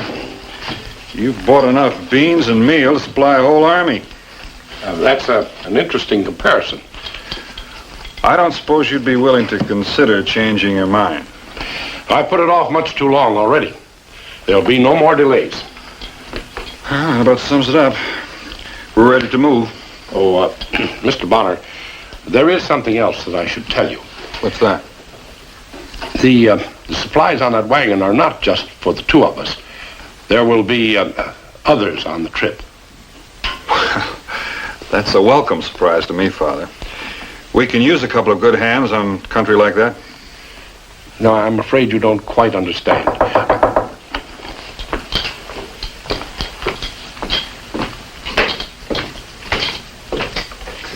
Good afternoon, sisters. Please come in.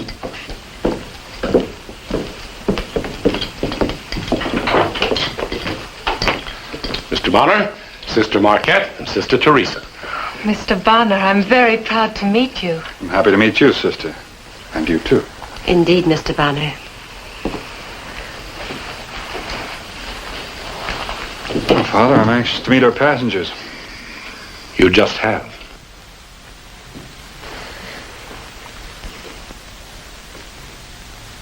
The sisters?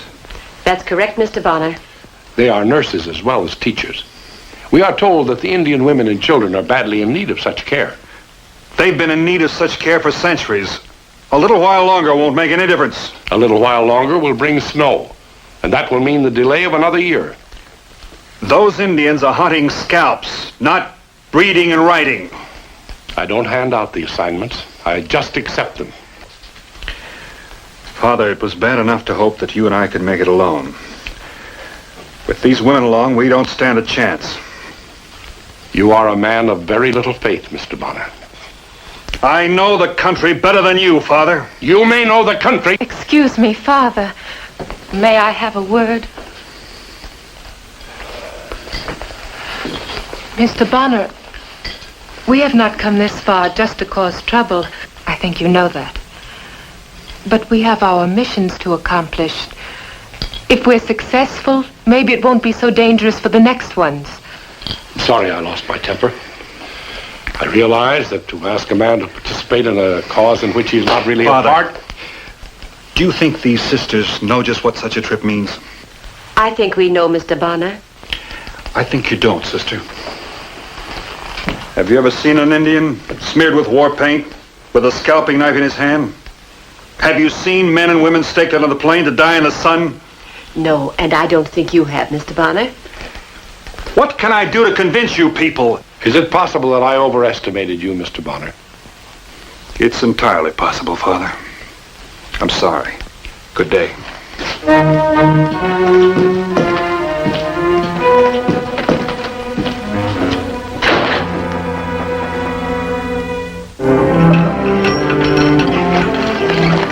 Just a minute, sisters.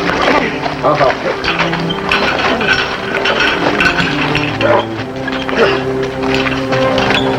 Here, sister, let me help you. There you are, Father. Good morning, Mr. Bonner. You know, I still couldn't believe that you intended to make this trip. Oh, there's one more thing. If you'll give me a hand, it'll only take a minute. Then you can be on your way and we'll be on ours, huh?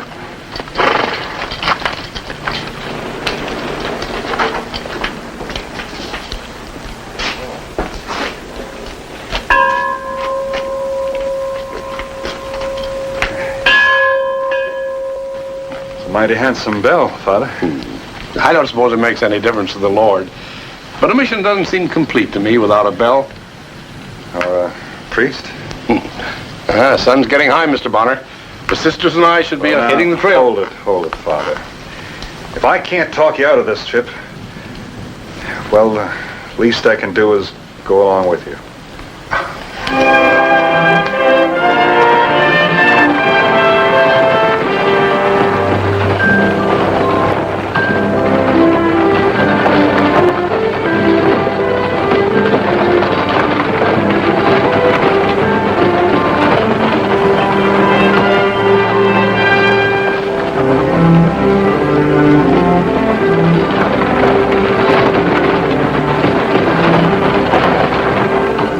You have a very great talent.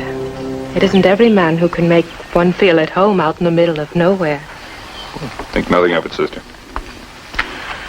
I think you should make some girl a very acceptable husband.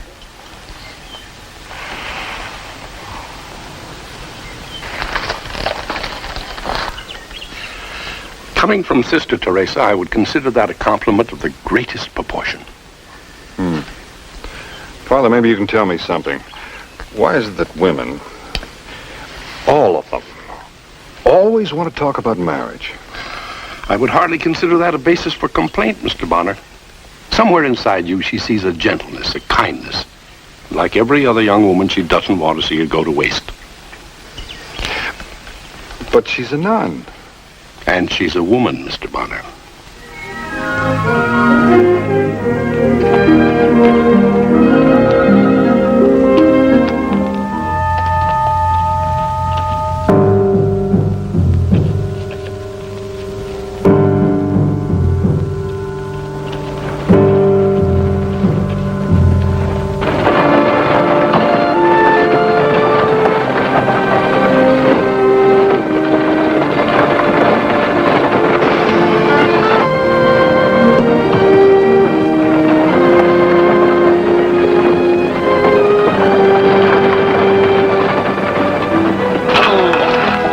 Up ahead about 3 or 4 hours.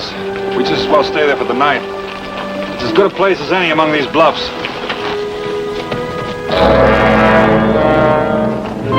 Well, now we'll get some rest, huh?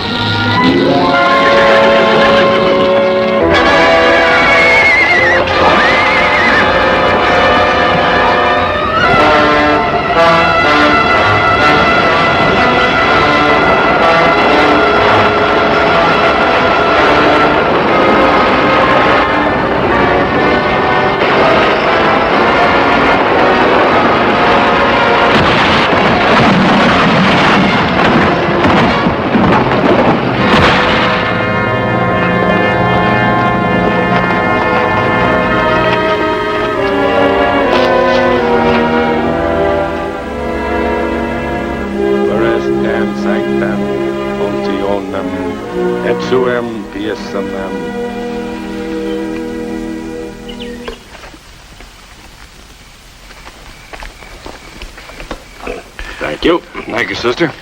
You do wonders with these dried beans, Sister Teresa. It's a simple formula, Father. A cup of beans, a little luck, and 2 very hungry men who would eat anything after 4 weeks on the trail.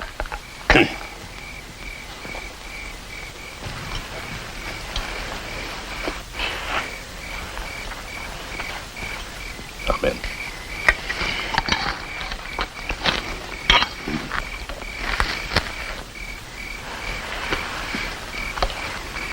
I've got a favor to ask, Father. Anything at all, Mr. Bonner. Well, it's this Mr. Bonner business. Would you mind calling me Vint? All these Mr. Bonners will spoil me for when I get back among just everyday folks. Well, speaking for myself, I should be delighted. As for Sister Teresa, you'll have to take that up with her yourself. Well, sister? I would consider it an honor, Vint. Thank you.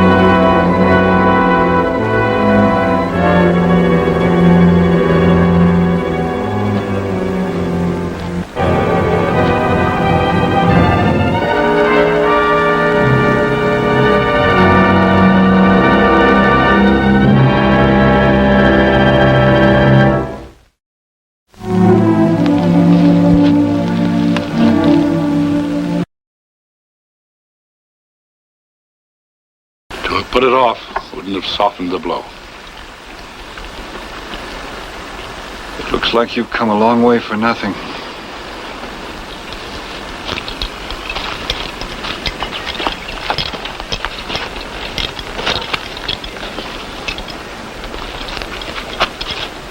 No, Vint. This is a beginning. We are 2 men and a girl, Father. This was done by Apache warriors. They don't play by your rules. Have we given them much chance? What about the girl? Sister Teresa may return with you if she wishes. That is a decision you will have to get from her.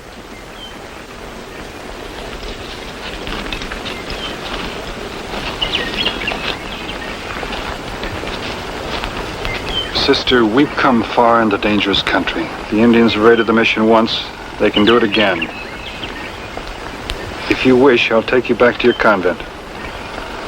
I know that you're only thinking of us. But what you see around you is not the product of defeat. It's more a reminder of all the work there is to be done.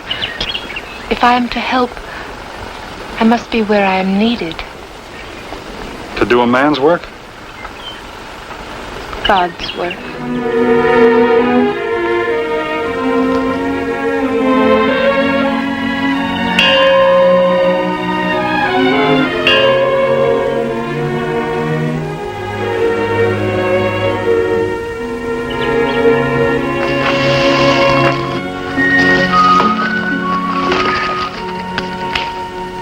Well, Father, you've got your bell.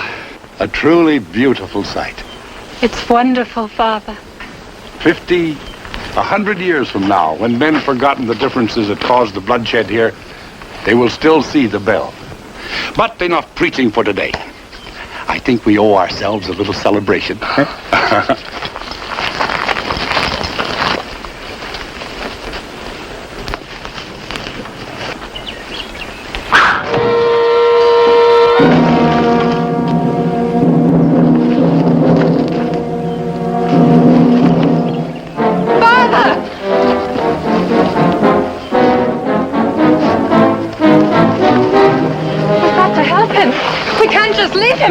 To help him. We can't just leave him there. We can't leave him there. We've got to help him. But he's hurt. He'll die if we don't go fast. Too late, sister. No. He's dead. Not Father. He's got an arrow clear through him. He was a fine man, but he was only a man. And us? What about us? We can wait. It was a typical Apache trick to strike with terror and then wait for panic.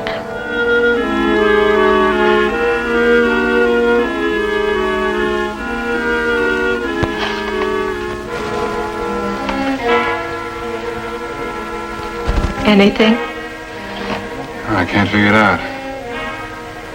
They should have rushed us by now. She was frightened, I think, but she didn't show it. She had real courage.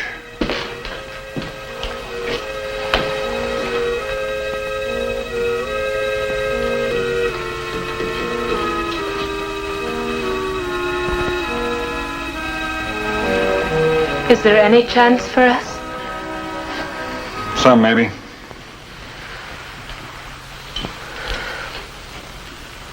You can be truthful with me. Sister, I don't know how many there are of them, but there's only 2 of us. These people haven't changed their customs for hundreds of years. To them, you'll be like any other white woman. They'll have no respect for what you wear or what you stand for.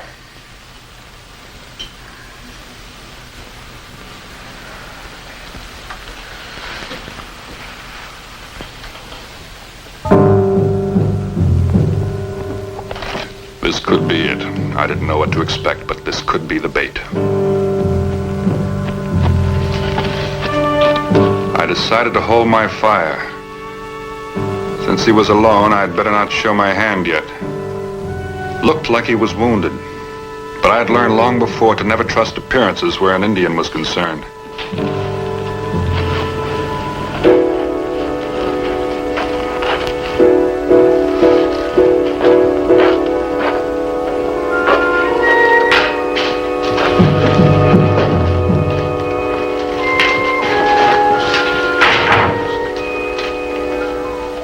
Flowered shirt meant he could be a chief's son. He was hurt all right. Looked like he'd taken a bad fall.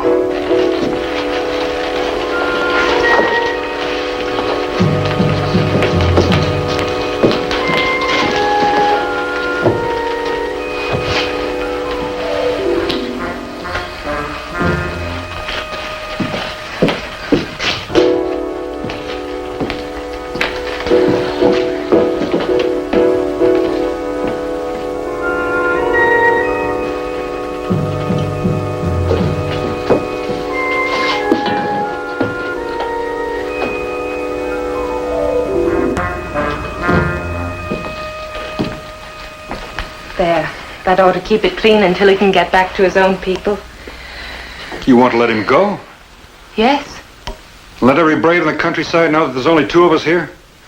I wouldn't be surprised if they know it already, Mr. Bonner. He's only a boy. I want you to let him go. For the life of me, I cannot say why. But I did as she said.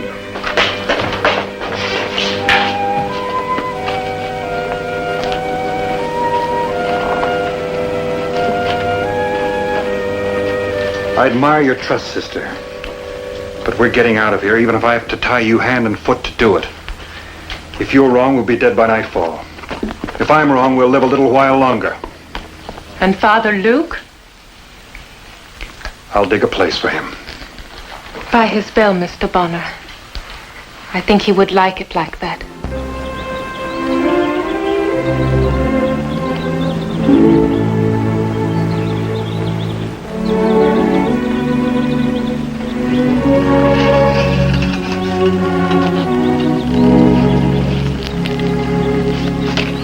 This was borrowed time, all of it.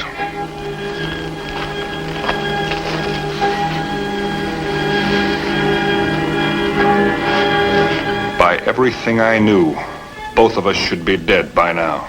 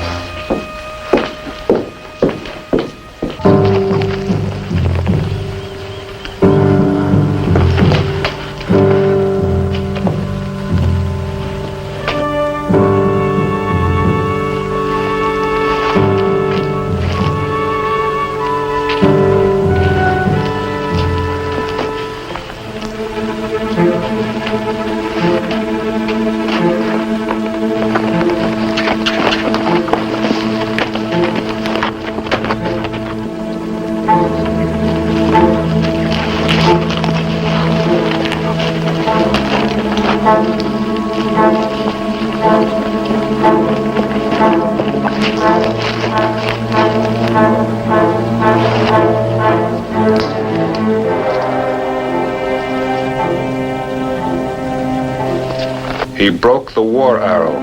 I could hardly believe my eyes that one act of Christian charity could conquer an Apache war party seemed impossible.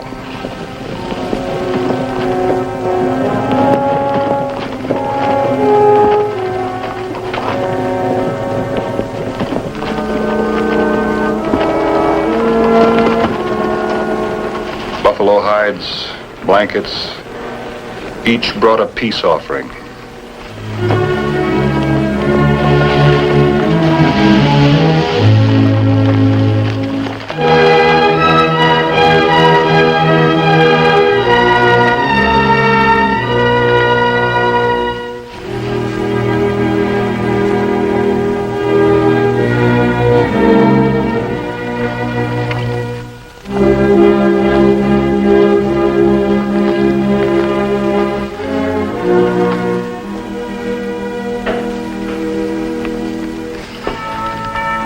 Sister, let me add mine.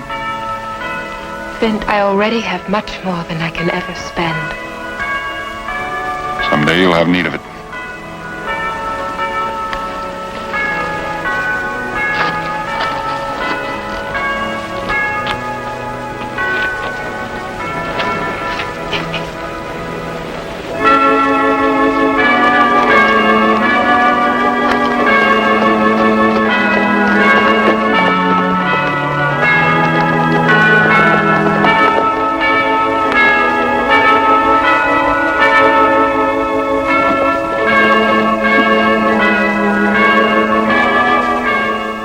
knew she would be safe. It says in the book that faith can move mountains. It seems more important to me that it can move people.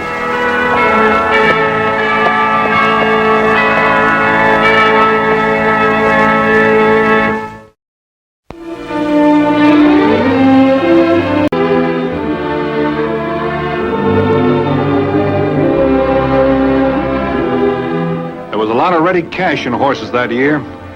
You rounded up a wild herd, broke them, hired some hands to haze them to market. All it cost you was the men's wages and a lot of long, hard days and a lot of short, weary nights. One man who made money that year was Olaf Berlin. For the first time in the 6 years I'd known him, Olaf was paying wages instead of drawing them. Vint, how much you figure I'm going to get off these horses after I pay you fellas off? Olaf, I must have told you that a dozen times. You ought to know it by heart now. $3,000. Maybe a little more, a little less. Anyway, enough to get you home. $3,000. Man, that'll sure go a long way in Minnesota. Go quite a distance right here in Arizona, oh.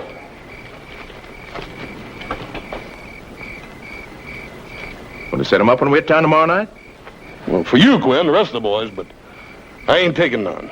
No, sir, not for me. Not one little swallow, huh? Not even one little swallow. If you fellas could see that farm back home, man, I have to see it to believe it. Lakes, fishing streams, and trees thicker than the bristles on a briar. And right ping in the middle of it, my paw's land. Cleared as clean as your hand. The wheat waving. That's what I've been waiting 6 years to get back to. Saving my wages every year and blowing them on a party the first time you hit town. Not this time, Vint. It's gonna be different. It's gotta be different. Yeah, how come? My pa hurt his back this spring. I gotta go back and help him on the farm. Hired man's let the whole place go to pot. You know how hired men are. I know how this hired man is, thirsty.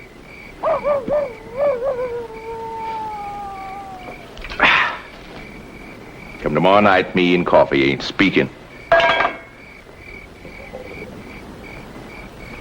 Oh, I can see it now.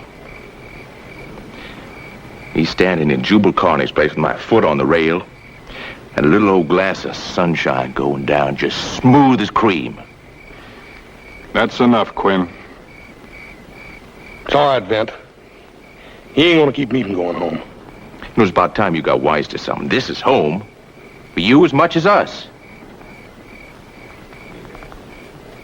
All the dirt and sweat and rancid bacon and weebly hardtack you can eat. You ain't no better and no different than the rest of us. I think you're wrong, Quinn. I think Olaf's a green country farmer. Used to be. He's just a plain dirt cowpoke now.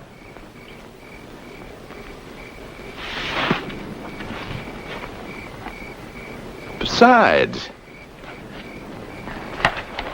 ain't he a pretty big boy to be needing you as a wet nurse? I hope that was an accident, Quinn.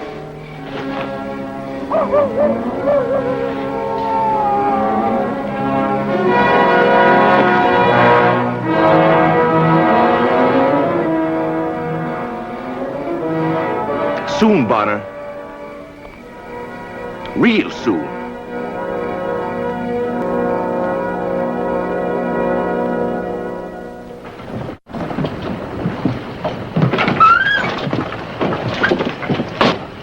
$3,200, Vint.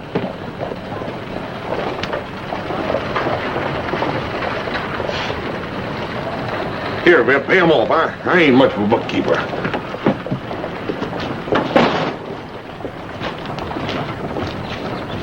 $50.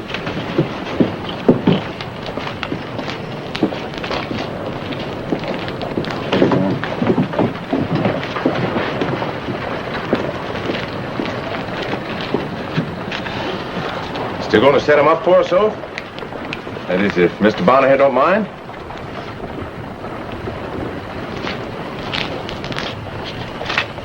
That'll cover it. And I'll leave your change with the bartender. He won't be seeing the bartender. Just to make sure, Olaf, why don't you put that money back in the bank till you leave tomorrow morning? Sure, Vent. That's a good idea.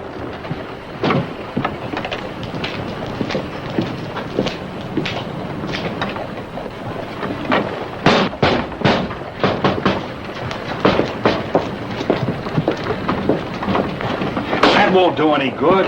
They're still in there. I can hear them. Hear him or not, bank's closed. I was supposing you boys run on about your business. Well, Marshal, he just wanted to lock his money up. You raise any more ruckus, I'm going to lock you up. So that's your big, dumb Olaf, is it? Look here. Not a good he's going to do us if he gets himself tossed in jail. Say your name's Berlin, eh? Yours? Ed Bonner. I've heard tell of you. You're in town hunting trouble. I never hunt trouble, Marshal. Sometimes it has a habit of finding me. They better not find you in this town. The hotel's right across the street. They'll lock up your money in their safe. Come on, Olaf. Much obliged, Marshal. You worry too much, Gwen. Things will work out. They always do. Still leading the lambs to slaughter, boys? No, I never saw you pass up your share of the lamb jobs, Dixie. I guess I had that coming. Who's the lamb this time? Big one. Plenty wool. Only hitch is he's got a ramrod. Won't let a man near him. Doesn't have to be a man.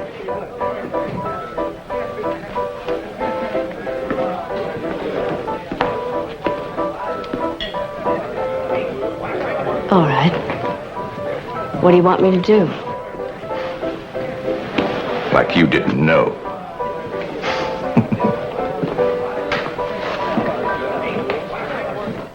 You got a place around here where a man can put his money? Sure, mister. We do it for trail crews all the time. You sure that thing's safe? Safe as a bank. Phew. No wonder you're worried. That's quite a roll. Biggest one I ever had. Means a whole lot to me. You let anything happen to it, Nothing's going to happen to it. Your room's number 12, top of the stairs. The boy will bring you hot water. You coming, Vent? No, I'm going up the stable. Seemed to me Scar was favoring one of his hoofs.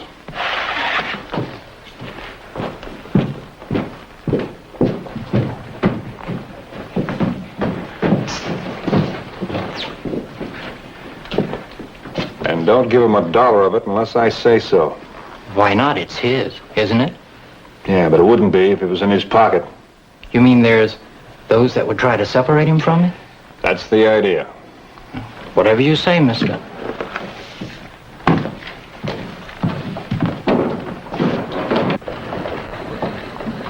Pretty slick. Where'd you learn it? The carnival? What are you talking about? Well, you short-counted me.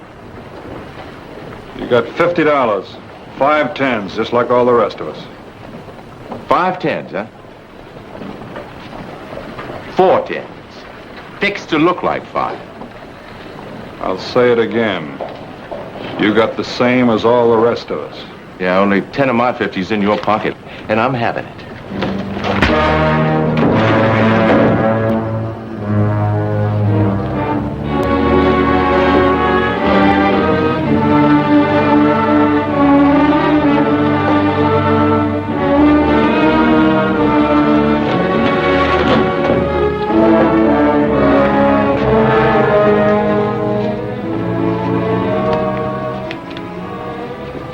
Trouble found you after all. Now listen to me.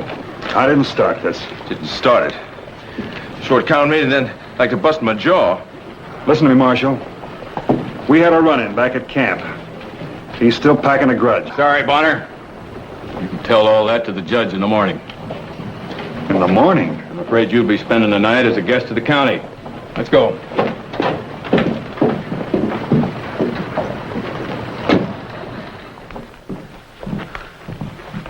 Mr. Bonner back yet? No, sir, he isn't. It's funny. Shouldn't have took him this long at the livery stable.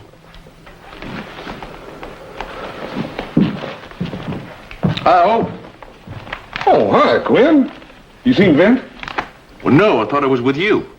Oh, he went down to the livery stable and ain't got back yet. Well, maybe he's over in the saloon. Him? After telling me to stay out? Well, maybe you don't know Bonner like you think you do. If he's such a good friend of yours, how come he run out on you? Run out on me? Oh, he didn't do no such thing. He's out here. Just over there having a little glass of cheer on the sly, maybe. Oh, what do you care? He wants to get himself in trouble, that's his lookout. Trouble? Oh, now, I hear how he cuts loose when he gets too many under his belt. You mean Vint? I don't believe it. Still, maybe I ought to check up. Wouldn't hurt none. I'll walk over with you. Come on. You can take it. Come on, you're stronger.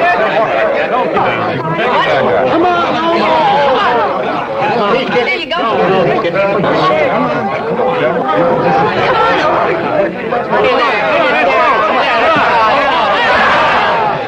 Oh, the man's a regular bull, isn't he? Hey, you ever see such muscles?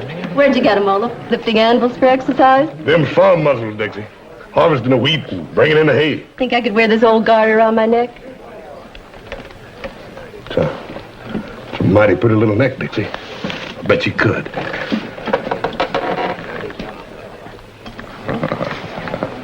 Just like a necklace. Wish it's diamonds. How come you only wear one? Oh, others around my money. What money? You haven't stood a treat all evening. That's right, Olaf. Till now, the party's been on us. You know why I ain't spending. I gotta save my money for my farm.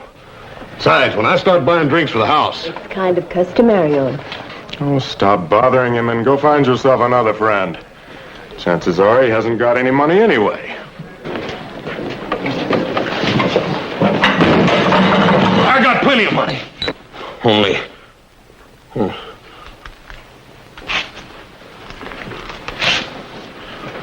What do you mean about find yourself another friend?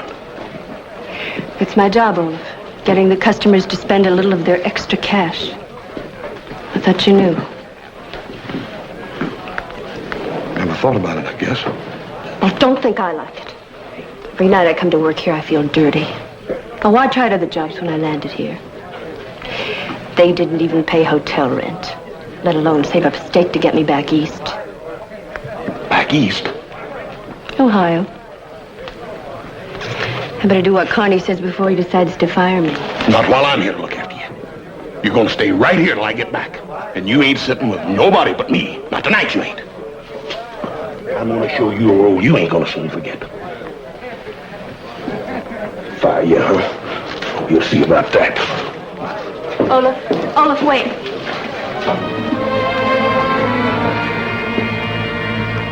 Hold my money. Mr. Bonner said... I want my money now. You understand me now? But Mr. Bonner said... I know, but I said I want my money. He said not to give it to you.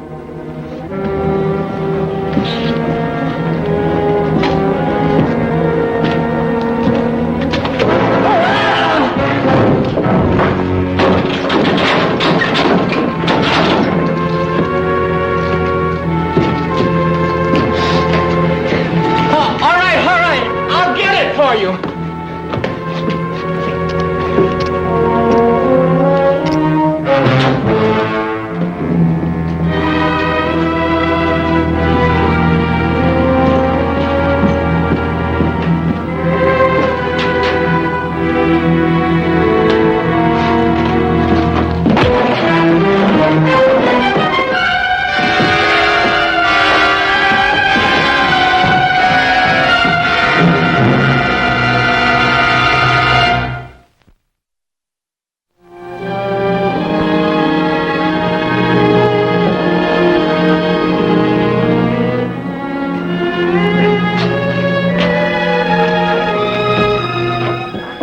Marshal, will you let me out of here?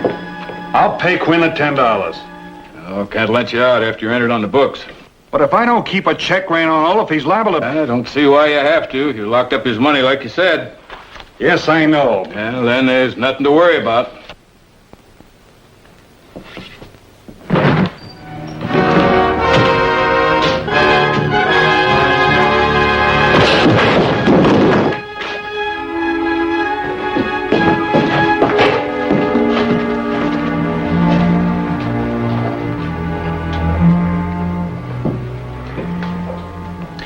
Well, you really did it this time. Where are you going to get another steak like that? Don't rub it in, Vince. I don't know why you put up with a lunkhead like me anyhow. The clerk at the hotel's a lunkhead. I told him not to give you the money. Don't blame him. I made him do it. Can you tell me why? Well, they got the hoorah on me over at the saloon about not buying drinks for the crowd. And ouch! Well, what were you doing there in the first place? Looking for you. For me? Well, you didn't come back to the hotel, and I started looking for you, and Quinn said you might be over at Connie's place. Quinn said? I think we ought to have a talk with Quinn. We'll talk. Without this. Yours too.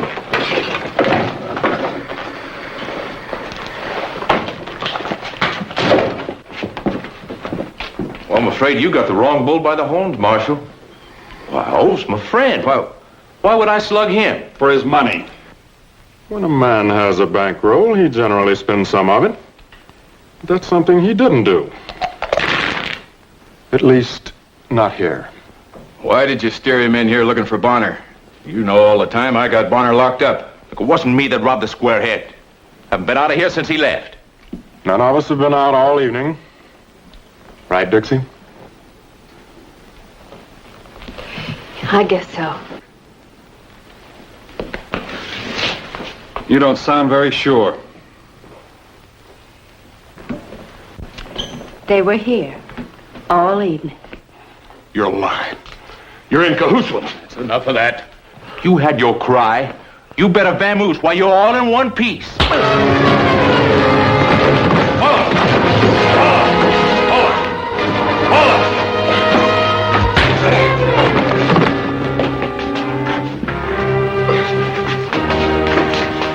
I'm sorry I had to do that, Olaf. You're sorry. Why didn't you swing on the ones that robbed me? You ain't even searched them yet. Go ahead if you think we got his bankroll. It's up to you, Marshal. But let me tell you something. I'm not used to having my place wrecked and being called a thief all in one evening. All right. Go ahead. Get it off your mind. If they had it, it's buried too deep for us to find it. You mean you're gonna let him get away with it? Well, I ain't. You better lock him up for his own good. Lock me up?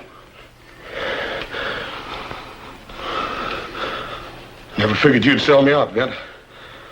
Always figured you for a friend. Come on, things will look a lot better in the morning.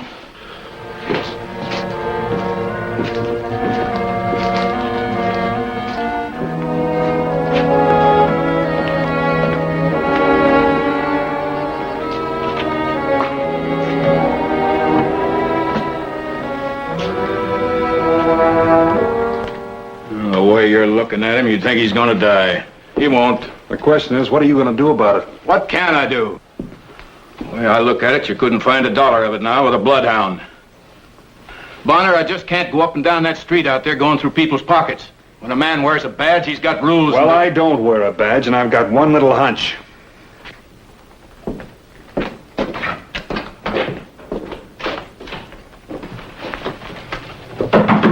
Who is it? My name's Bonner. I want to talk to you. You talk to me in the morning. I'll talk to you now. Just a minute.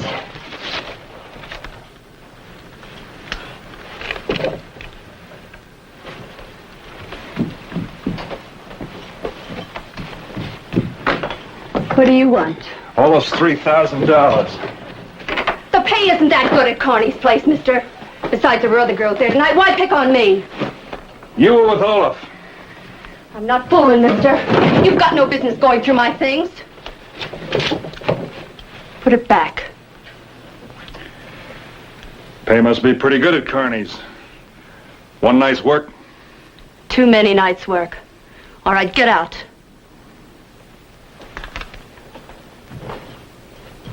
Gonna leave your working clothes?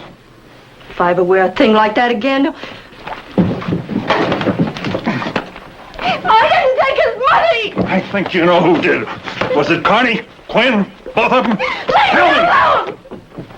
I'll leave you alone when you tell me what I want to know. Who put you onto him? Carney? Carney paid me to work on all the customers, keep them spending. I didn't do it because I wanted to. It happens to be the only job that pays enough. Pays enough for what? To get out of this country. Oh, I know what you're thinking. What am I doing here? It's like quicksand. Easy to fall into and hard to crawl out of.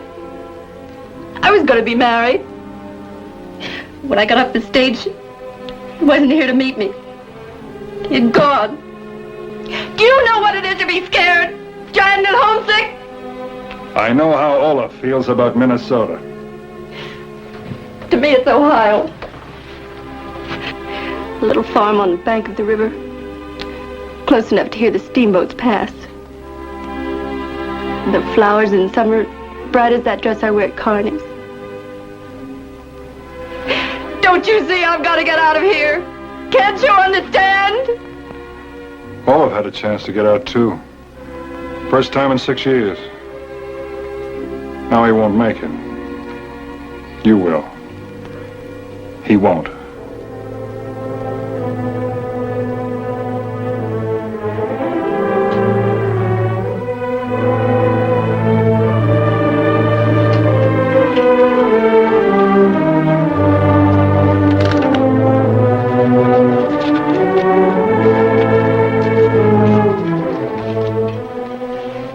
$50. That's what they gave me. Maybe it'll help. Carney and Quinn have the rest of it. Quinn will probably be leaving town tonight. He doesn't stay around long after the job's finished. Thanks. I had to be sure.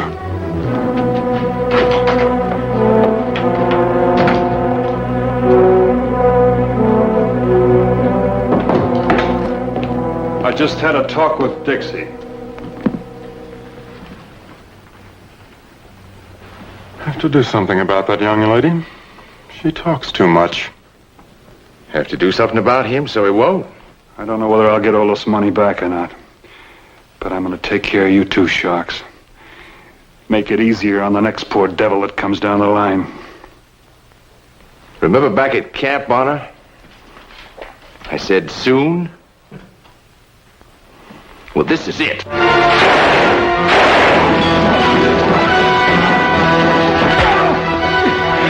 Where's the money? I told you before, I ain't got it. Where's the money? No, don't hit me. I'll get it. I'll get it right now.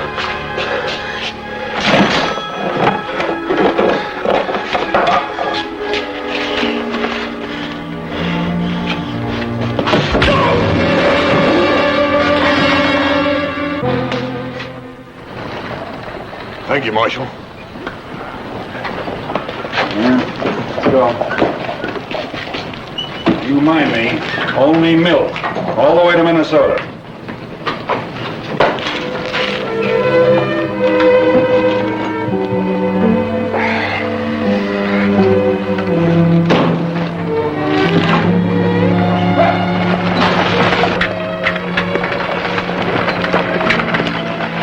Don't worry, Mr. Berlin.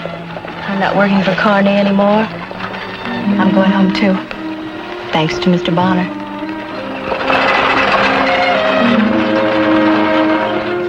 It's a fine friend. An awful fine friend. Wonder if he's got any place to go home to. Like me and you, honey. Mighty lucky. Both of them.